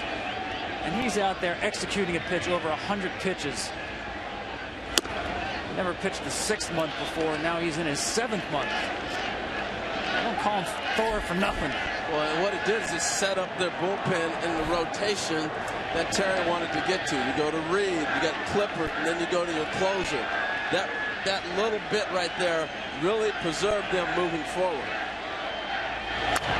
Good swing by Darno. The count stays 1-2. Travis with a double to help set up the run-scoring infield hit for Conforto in the 4th that made it 5-3. It's still 5-3.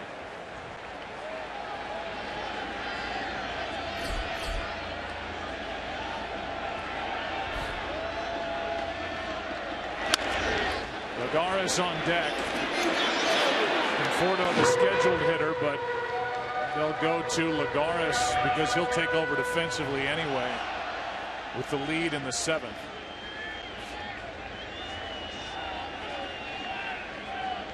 Get a right-handed hitter against a left-hander Morales.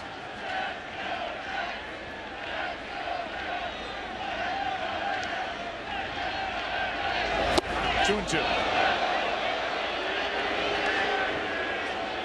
We've seen some effective pitching tonight. We didn't see in Kansas City.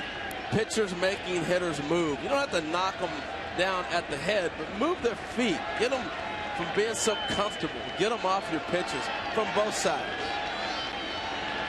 Here's a 2-2. Escobar, ball comes up for him. 1 out. Batter will be Lagares. Tonight's telecast is sponsored by T-Mobile. Ditch your carrier and switch to the Uncarrier. By Taco Bell, steal a base, steal a breakfast, live Moss. And by Chevrolet, find new roads. On this windy night, aerial coverage brought to you by DirecTV, now part of the AT&T family. Call 1-800-DirecTV. Ned Yost is always concerned at the start of a 3-game stretch. 3 straight games. He's not going to wear out guys in his bullpen. Here's Lagares with a base hit in the left. On with 1 out in the 6th inning. So it's gone Duffy, Hochevar, now Morales, 1 on, 1 out. Tell you watch guys grow and develop within a season, and particularly in a series with Lagares. That one at bat off Herrera in Kansas City has changed his whole fortune. No surprise he's being aggressive, getting a base hit, but the bat speed seems to be back. It's just it looks like a different player all of a sudden out of nowhere. Batter now is Flores with Ronnie Uribe on deck. Juan was not available or active in the NLCS. He hasn't had an at-bat in over a month. But right now it's the number 8 hitter Flores who's 0 for 2.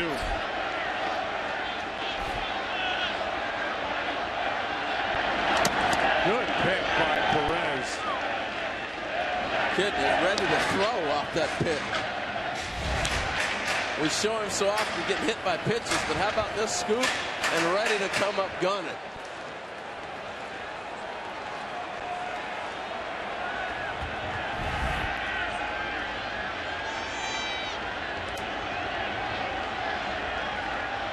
Add another one this year to that total. Here's a 1-0. Popped up. Foul ball. Where's the wind going to take it? Out of play. And how do you feel if you're Franklin Morales? You know, he's got the 2-seamer and 4-seamer at 92, 93, the cutter. Well, that's pretty impressive, right? That makes him the softest thrower out of that Kansas City bullpen. All of a sudden, 92, 93 looks hittable. With the heat that comes out of that bullpen. Another nice piece to the puzzle added by Dayton Moore.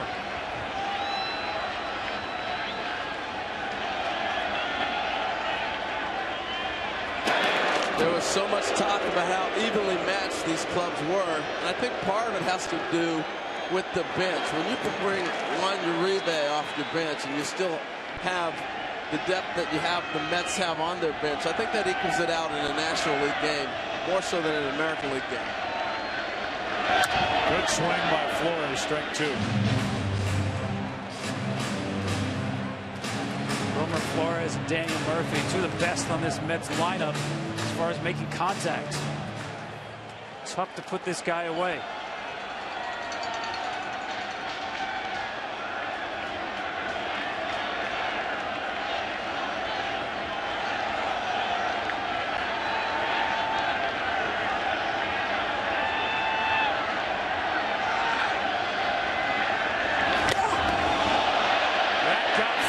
And will put him at first base. Hit by pitch.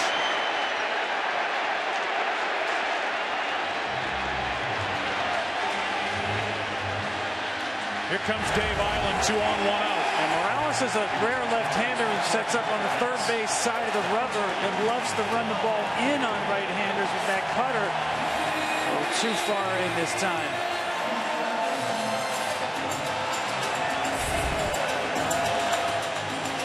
So they meet on the mound as Juan Uribe, who's coming back from a chest contusion, digs his way into the batter's box, picked up from Atlanta. They come to New York. You see celebs. There's John Leguizamo or Kevin James. Dennis Miller is here. Showed you Chris Rock and Jerry Seinfeld earlier.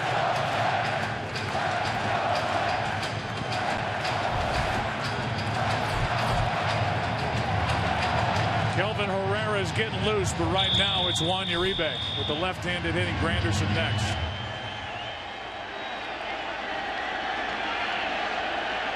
Boy, Uribe came over here. He was on fire. Hasn't played in a while, but he really lifted the Mets in those moves they were making. Johnson, Uribe, just strengthened the bench.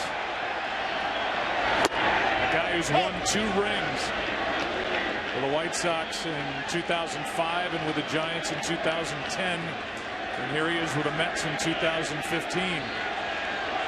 Every 5 years. His leadership is so important too.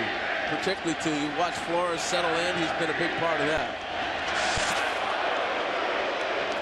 Flores really struggled defensively at the beginning of the season. Uribe came over. He's been a shortstop who's won a world championship. Got him to settle down, take one play at a time, and be able to speak with him about that. Another big reason they wanted him on this roster. He hits velocity very well. They were thinking more about Herrera, Davis late in the game. Now he gets a chance against Morales mid-game. You see Morales trying to get that ground ball out of him. We saw earlier the cutters in. He's trying to get a ground ball, throwing a little bit of a sink now.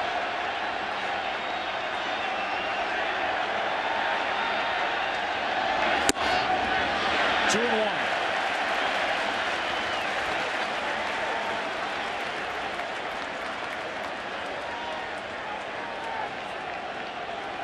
The longer this at-bat goes on, I think the more it favors Uribe. The more he can see in time. Went around, strike 2.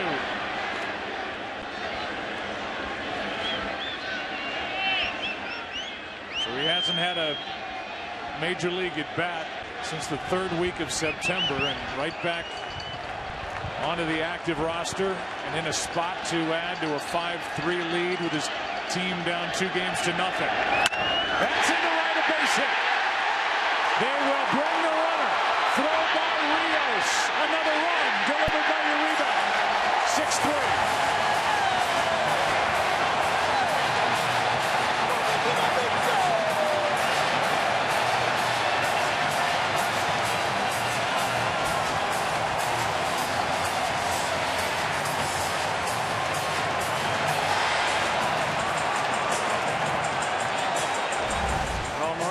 Trying to get him outside, and that's just a hanging curveball. A lot of time to wait on this pitch. You see he kept his hands back. Just a professional hitter on the 5th pitch with a huge base hit. Yeah, it's almost a gimme, a gift for a guy who hasn't had that bat in a long time. Thank you for throwing me something 70 miles an hour I can see. Here's Granderson now, 1st and 3rd, 1 out. Mets lead by 3.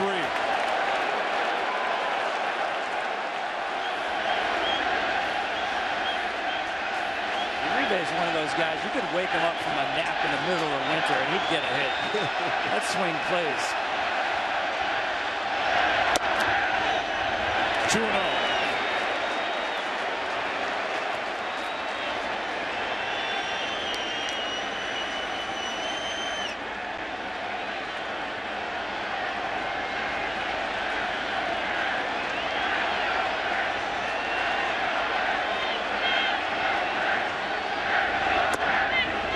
Good pitch from Morales. The 2 pinch hitters have delivered in this inning. Lagares, a 1-out single, and he scored on that base hit to right by that man Uribe.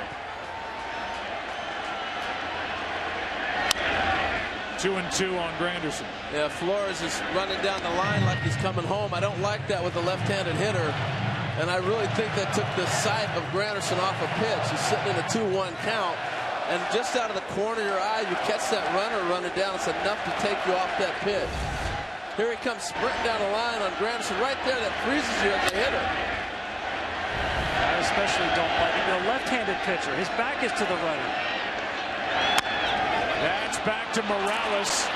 He is locked up and throws it to Zobrist off the bag, and the bases are loaded, 1 out. He had no idea where to go with it. Well, that's one of those you try to tell yourself before the ball's hit what you're going to do. He thought about 2, then I think you realize, hold it, Granderson's running. I don't want to give up a run. If he goes to second and not turn to 2, then he had nowhere to go, and he just threw it away.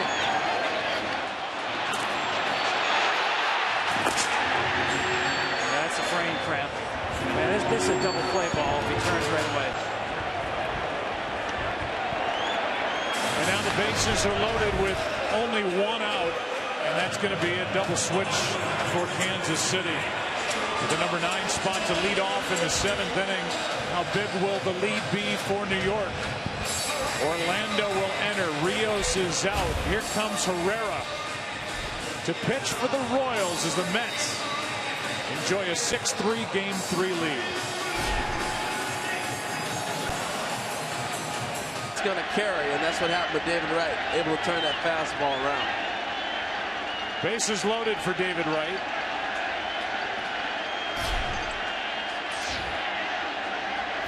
One out. Herrera brings it. That is in the center. 1 run scores. Here comes your rebound. No throw. Granderson caught out the bag, but safe. And it's 8-3. Big night for David Wright.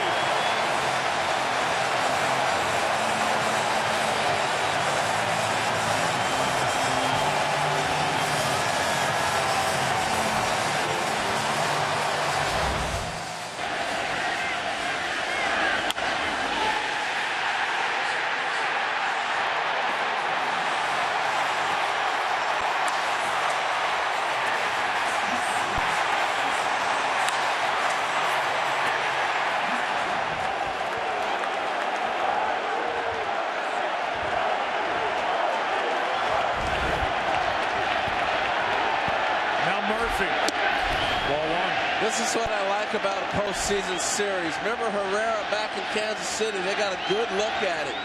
Had good swings off it. Now you come back again, you're a little more comfortable the next time you see a guy. That's what's great about a series, how guys react in and out.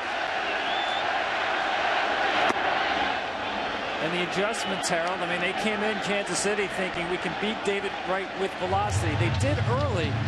But tonight you've seen the adjustments with David Wright jumping on high velocity fastballs, upper 90s early in counts.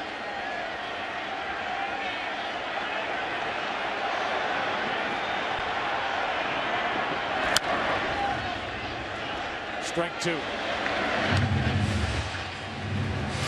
They've gotten Herrera off the fastball. That is his strength. High 90s, maybe 100. We're seeing changeups and sliders that we saw in Kansas City and here now because they've hit that fastball.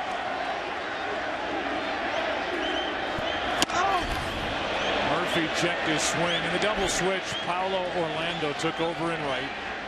Rios came out, as we said, so the pitcher is batting the number 8 spot. Orlando will lead off in the 7th inning in what is now a 5-run game.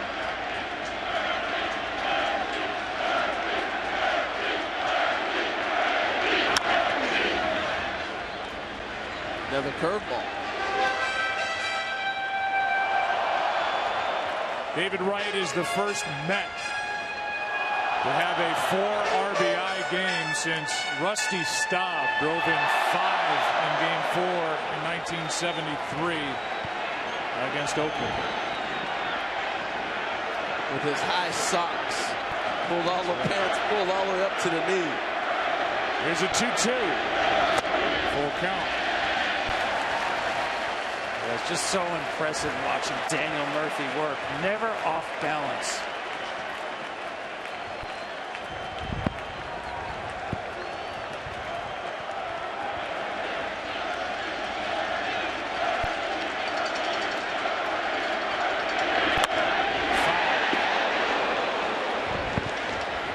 Give you our Geico in-game box score. 6 of the 8 runs have been driven in by the top 2 guys.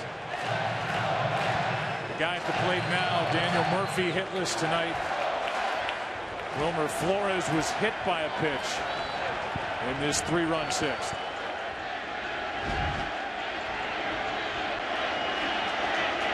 Runners are going on ball 4 low.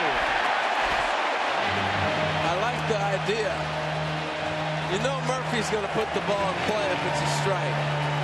He fouled off the slider, so now he knows he's going to get a fastball. You ends up taking it for a ball, but I really like the aggressiveness of the Mets. You don't usually hear that, but they've been doing a lot of that in the postseason. Yeah, this was just a team, Tom, that didn't run during the regular season. They were dead last in the National League in stolen bases, and that's even been a part of their attack here in October. Much more aggressive in the postseason. Something to look forward to with this at bat right here. You want to throw Cespedes high fastballs. He knows it. How hard what a matchup. Swing right here. Strike one from Herrera.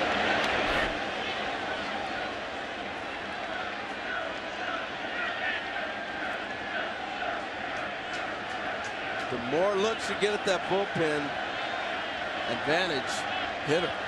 That was the two-seamer. See, now it's the four-seamer up. Good block by Perez, ball one.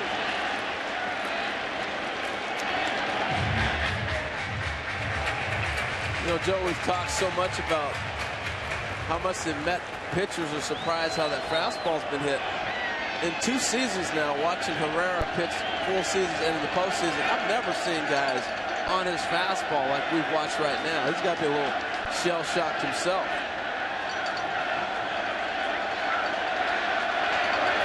Fly ball in the left. He didn't get all of it.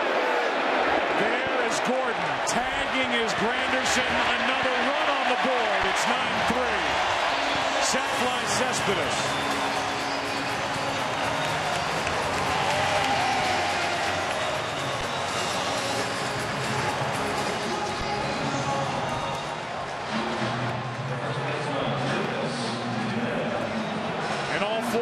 In the inning are charged to Franklin Morales.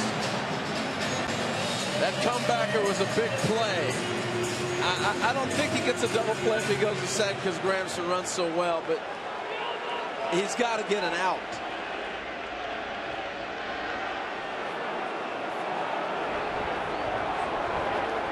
Initially, they said it was a fielder's choice E1 on that ball hit by Granderson you're talking about. Now the scorer took the error away from Morales. Just a fielder's choice. All the runs are earned in the inning. As Duda takes ball one outside. Yeah, I guess he didn't really throw the ball away. So, yeah, I understand that.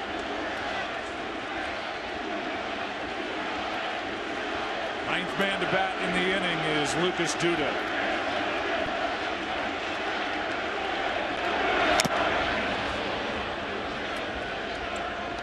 Well, let's go back to that play. He knows he's first and third. You got Curtis Granderson hitting, so he's going to be able to run. He starts to go to second, and then he realizes, I don't want to give up that run at home, and he just got himself caught in the middle. Once he spun, he probably should have just went to first and maybe try to get an out of it, salvage it, but he didn't get anything. I still think he had to. I know Granderson runs well. One hop back to the mound. At least give yourself a shot at making the play. The 2 outs get you off the field. 1 ball, 1 strike on Duda. Good pitch down and in. Into the hands of Lucas. Strike 2.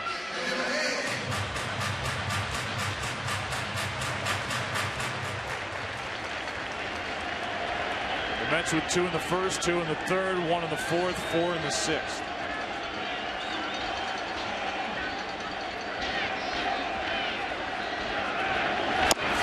Got him on the outside corner, and the long half inning is over.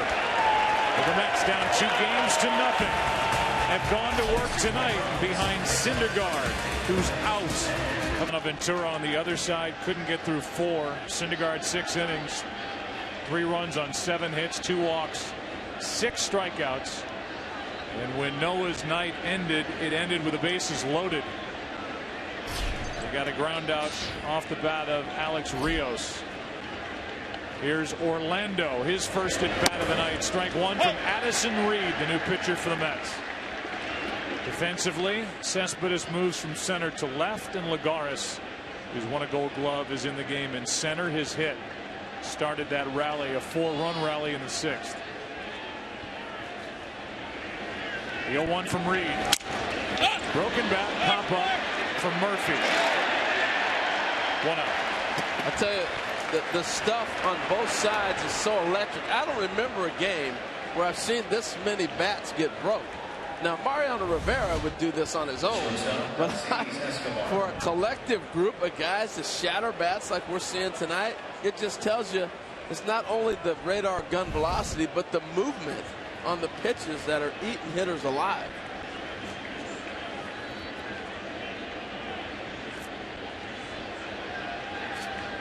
Here's Escobar. 1 for 3 tonight.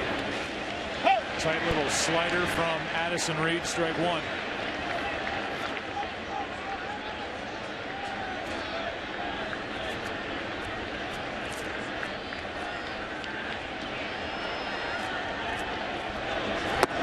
That's down, ball one. It's amazing how sometimes series, within a series, turn on one pitch. First two games, I thought the biggest pitch was the pitch from Familia that Alex Gordon hit for a game-tying home run in the 9th inning. And tonight, for me, Noah Syndergaard. 65 2/3 innings beyond his previous career high to get that last out of the 6th inning. Over 100 pitches. There's a 1-2. Addison Reed was picked up on the 30th of August from Arizona.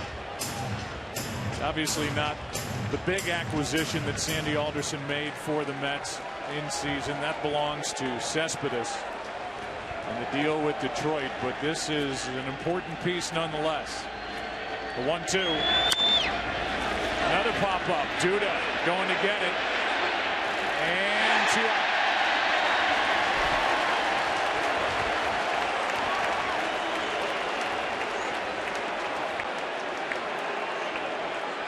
Visit the Edward Jones chatting cage on MLB.com to talk face-to-face with your favorite players. All new chats coming in March. I think the chat I would have is how the game started, because the pitch to Escobar to knock him down on the first pitch of the game, I think that sent a huge message. Zobrist, ball one. I mean, if you go back to the 2 games in Kansas City, they were dominated by the Royals from pitch 1. And I thought that kind of sent a message like, we're home, we're not going to be pushed around. This isn't football locker room stuff, but it's a real deal. You get 98 thrown at your head on the first pitch. It's a wake-up call for anybody. That message was, hello, my name is Thor. You will swing and miss. He was good tonight, the 23-year-old. That's a strike, 1-2. And he did get 16 swings and misses.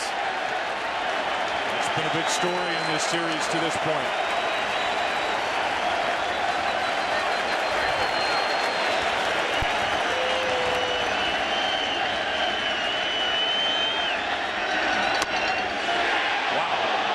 Started to walk away, and Mike Winters calls him back to the rubber. About as close a pitch you can throw to not having to call a strike. Mercy. Good call, though. Darno set up off the plate. Now a 2-2. Right side. Duda. The flip. Time to stretch. A 1-2-3-7 for the Mets and Addison Reed. Radio City Music Hall in Midtown. We're in Queens where the Mets lead by 6.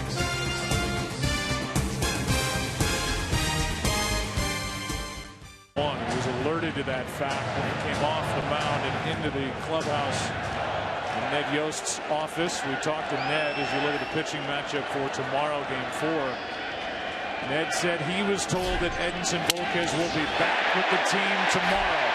Darno is on to start the 7th. He's 2 for 4. Ken Rosenthal, do you have more on Volquez? I do, Joe. Pitching coach Dave Island also spoke with Volquez.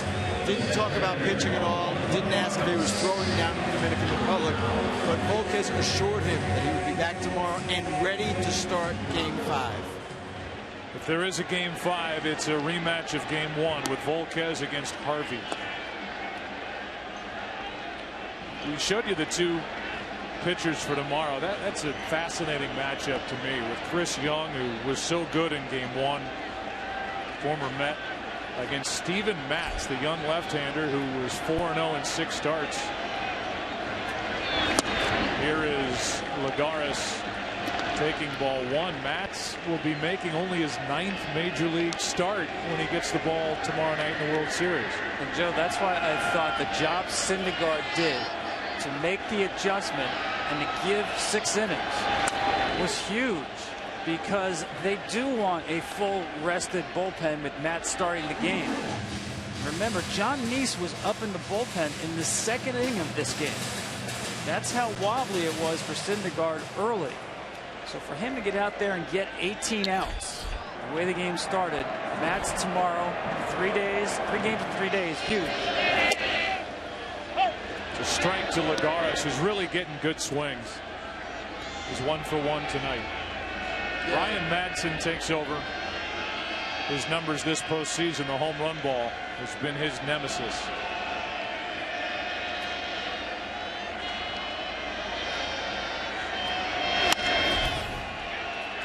You know, a lot of people have talked about Travis d'Arnaud not throwing guys out, but man, he's commanded the game. You look back, even Harvey's mid-game adjustment that he made. I got to give d'Arnaud some credit. Just watching him give signs next time he's behind the plate, looking at the hitter, how's he standing up, what's he maybe thinking about. Those are the little adjustments a catcher can make as well. Here's a 1-2. High fly ball to left. Will send Gordon back on the track for out number 1. 1 on, 1 out. Tonight's telecast sponsored by Verizon. Better matters. By Geico, 15 minutes could save you 15% or more on car insurance. And by Indeed, how the world works.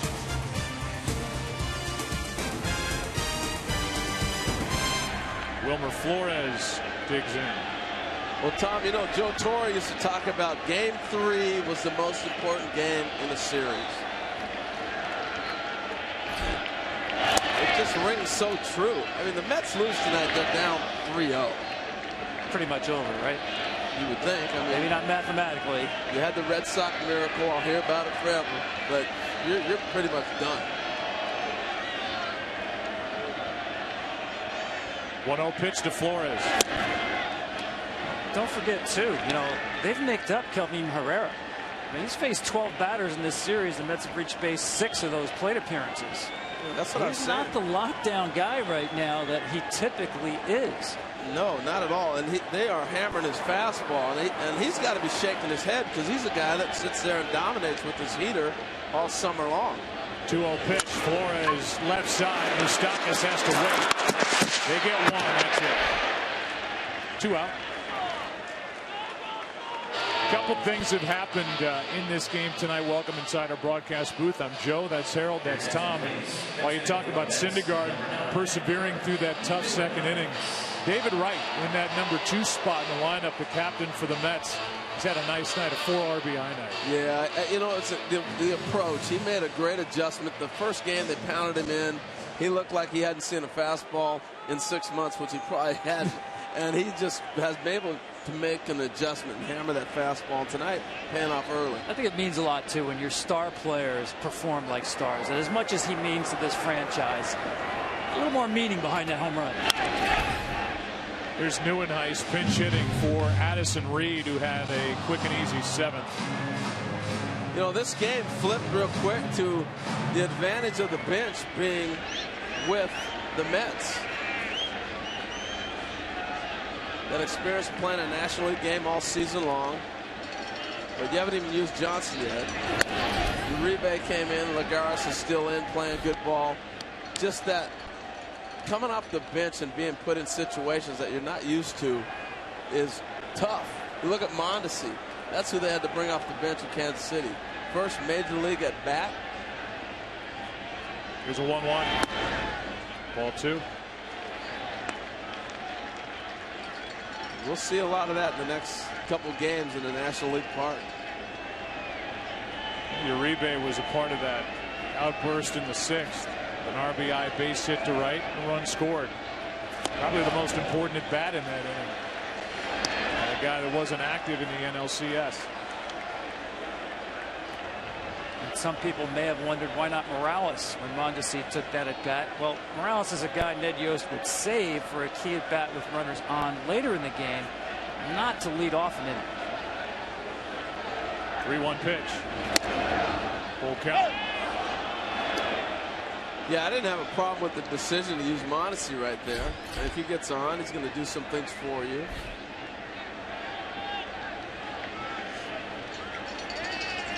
And honestly, I'd like to make my big league appearance as a hitter instead of being in the field. Strikeout ends the inning as Madsen gets through the 7th. We go to the 8th inning of Game 3. 9-3, New York on top. Featured on TV during Game 4. That's tomorrow of the World Series. Watch it on Fox. We're begging you. Leading it off is Lorenzo Cain, strike 1, as Tyler Clippard takes over. So Syndergaard getting that double, getting out of that inning, set the bullpen up perfectly to get him through the game. 7, 8, 9, all coming in clean inning. No traffic on the bases to clean up. That's the way you want to script it. One-time Yankee farmhand bounces it in there, and the count 1 ball, 1 strike. He really made his name with the Washington Nationals. But if you're Terry Collins with 2 more games to go,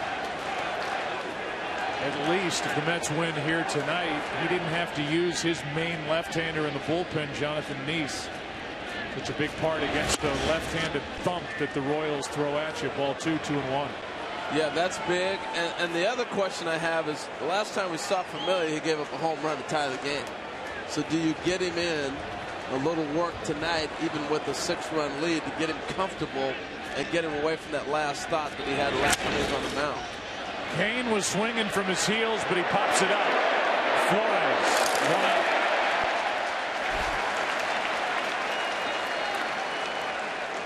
We know Game 4 is tomorrow night. Game 5 if necessary, and it would become necessary if the Mets win this game or don't win tonight and win tomorrow. That's 8 o'clock Eastern on Sunday night after a Fox NFL Sunday triple header. And it would be a travel day if there's a Game 6, and 6 and 7 would be, again, if necessary, Tuesday and Wednesday in KC. Here's Hosmer. In the air to center, didn't get it all. Lagares. 2 out. What's up, Ken? Joe, it's interesting. Before the game, we asked Terry Collins about possibly changing his lineup, maybe even dropping David Wright from the number 2 spot. He said, no, I'm not going to panic. When the manager panics, everyone panics. And I thought it was a really interesting observation by a guy who has managed really well in this city, where little things can become big things very quickly. He's done a great job of quelling all that, keeping things on an even keel. Yeah, there's no doubt about it, especially when this team was undermanned. The payroll wasn't there. The talent level wasn't there. Everybody was picking apart everything he did. But he was strapped. Here's Moustakas, takes a strike from Clippard. Let me tell you where Terry Collins was 6 years ago. He was managing the Duluth Huskies. Independent baseball on no salary, just expenses. Doing a favor for a buddy out of Major League organized baseball. The Mets brought him back the next year as their minor league coordinator. The year after that, the job opened, the manager's job. Terry Collins, on his 3rd managing job, finds himself for the first time in the World Series. They picked the right guy. They picked the development guy for a young team, and it's paid off. The 2 out, nobody on. Moustakas takes strike 2. Yeah, you talk about a different Terry Collins. He was a fiery, in-your-face guy in his early days, has mellowed out and has put all that in perspective. Experience matters. You can say the same about Ned Yost as well.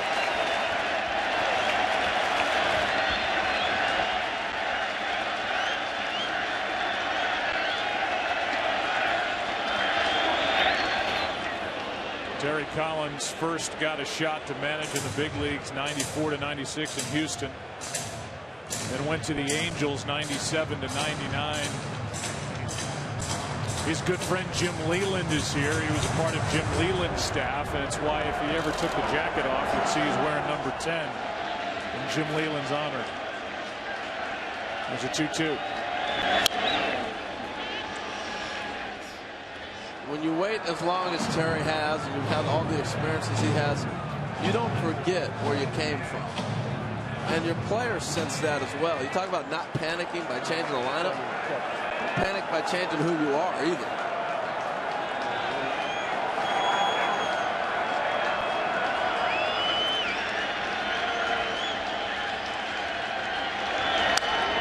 Terry's the oldest manager in Major League Baseball.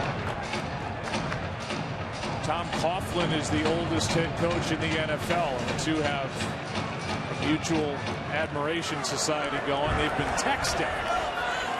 Tom's 69. Those old guys can text. Terry's 66, and they've been texting and calling each other, rooting each other on. The Giants are in first in the NFC East, and the Mets are in the World Series. Good at bat here by Moustakas. The world coming to. They start doing a little Instagram and Twitter, we'll be in trouble. Jump on board, Joe.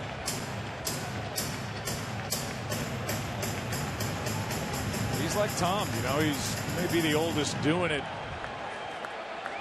in Major League Baseball, but he is full of energy and just a joy to be around. These players love playing for him. 2-2 pitch. Broken bat, pop up, and it's Clippard. Pitchers can catch pop-ups. Tweet it. It's true. Bottom of the 8th inning rolls in game 3. Mets coming up. Leading by 6. This game absolutely beloved the New Yorker. And he must have had one of the coolest moments of his Rock and Roll Hall of Fame life just a moment ago. First pitch is up and away to Curtis Granderson as they played Piano Man here at Citi Field. To be the guy that thought of those lyrics and recorded that song is in the Rock and Roll Hall of Fame, and hear an entire stadium here cheering on the Mets, seemingly know every word and sing along. It was cool. It really was. 1-1 pitch to Granderson. Ball 2. Tell you what, this is a beautiful ballpark too, man. Talk about passionate fans. You come across Met fans, they're like diehards. They've been waiting so long for things to happen. That is knocked down somehow, and the out at first as Medlin takes care of Granderson, able to defend himself. Third baseman, Cold night. Any night you don't want a ball coming back at you, but on a night like tonight, when people are wrapped up looking like that, that ball hurts. It's real time for you. Woo! Cat quick reactions though. Enough of the glove to slow it down just a little bit. Scoreless inning put up by Madsen. Now it's Medlin. And the guy left out there for Kansas City is Wade Davis. So they've seen them all. And this is, again, game 1 of what the Mets hope will be 3 straight games. Hitting the strikeout on the record of Madsen. Yeah, I think Ned Yost did a good job carving up these innings here with his bullpen. Nobody really got extended with high pitch counts. 2 out. Here's that moment for Billy Joel in Citi Field.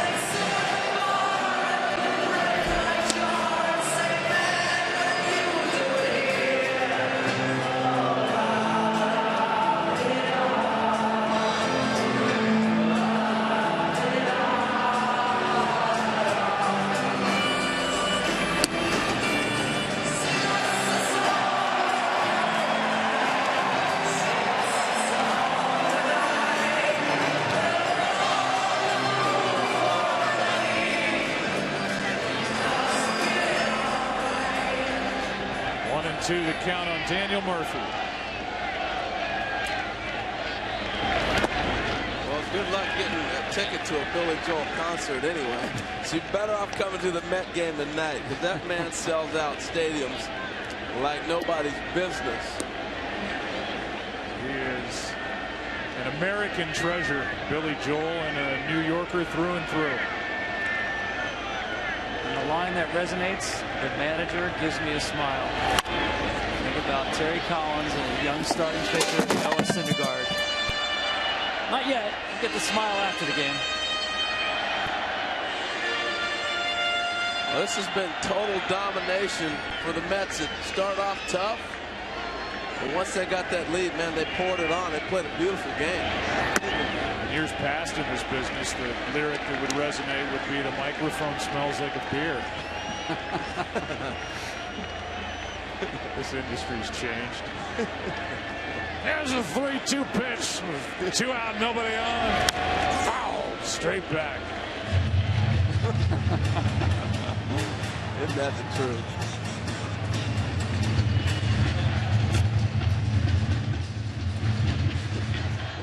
Nice face from Murph there. He's still wondering where was that? Exactly. Was that a 3-ball or a 2-ball? He will never give up an at-bat, never give up a single pitch. And he is still hitless tonight. Game 3, a lot of action. On the field, in the seats, on the PA system, 9-3 after January on Fox. And typically when Jeurys Familia comes into the game, it's farewell opposition. He is in there to get an inning under his belt, as you said, Harold, to get the taste out of his mouth of the blown save in Game 1. Yeah, I think this is a critical move by Terry Collins. If you're going to win the series, it's going to be this guy having to close games out for you at the end. He's got to have his confidence high. I think it's a very important move right now to give him some good thoughts as he leaves this ballpark tonight. Salvador Perez first up, then Gordon in the pitcher spot. 9-3 game. And just in case anything starts to brew and they don't have to wear out Familia, there is more action for the Mets out in their pen. As the right-hander Robles gets loose. They want to get him work, but they don't want to wear him out. 1-1. Honestly, I wouldn't have a problem if he just threw this hitter and said that's it. Here's tomorrow night's starter, Chris Young, taking on the kid. 36-year-old Chris Young, 24-year-old Steven Matz. A 1-2. Up the middle. Flores, what a play, 1 out. How about that range by the young shortstop? We're watching a guy come of age right in front of our eyes. He's made some nice plays this series. And Tom, I remember you saying he wasn't known for the range. He's shown us some plays, already. He really has. It was the scouting report coming in that Kansas City at the bigger edge, much bigger edge, range, middle infield, but especially to his left, he has been showing tremendous range.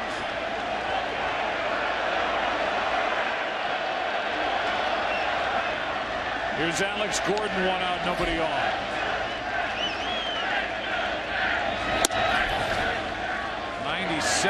Pumped home from Familia. And that's a big play, because what you said, Joe, is so important. That Royals here obviously still trying to win the game, but they want to try to extend Familia to affect the game tomorrow. Get him over 20, 25 pitches. Here's pitch number 6. Strike 1. Plus, the more you move the line, the more guys see him. The guy in the on-deck circle is the one guy I really wouldn't want him to face tonight. It's why you could make the case that you could pull him after this batter, up by 6. Gordon, strike 2. Because don't you know, it's going to come down to those two in a confrontation in a National League ballpark. They're going to Morales against Familia late in the game. So save it. I'm not too worried when that guy's got his good stuff, no matter how many times you've seen hard sinker and the 93-mile-an-hour split. 2-2. As we said in game one, Henry Mejia was supposed to be the closer, suspended twice for PED use. Familia took over. Was brilliant. He gets Gordon swinging, 2 down. The ball gets on you in a hurry. You know, the radar gun reading can be one thing, but a guy's delivery and his motion tells a hitter a lot. He hides the ball and then it just pops on you. And how about the movement? You saw Gordon look back. I'd be surprised if he asked the umpire, was that ball round or was it out of round? That ball moved a lot. Here's Morales pinch hitting. Scoreless, strong frame put up by Chris Medlin. 2 strikeouts.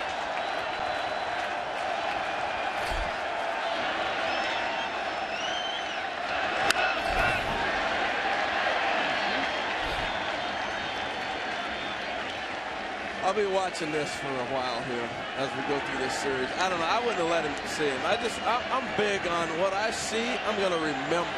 It's a memory bank game.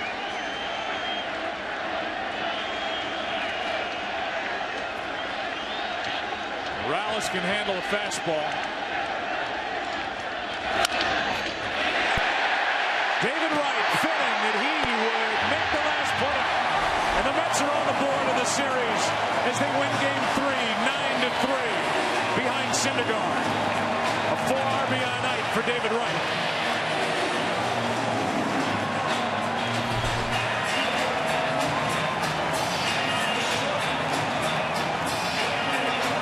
Night of superheroes.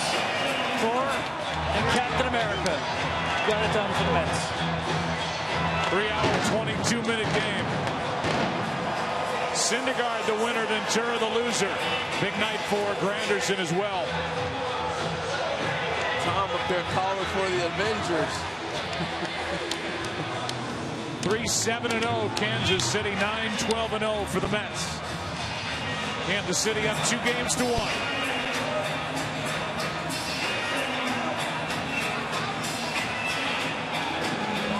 We look ahead to tomorrow night in that matchup of Steven Matz and Chris Young, the number 4 starters. Well, when you think about it, you're going to switch some guys over to the other side of the plate. Zobrist will be hitting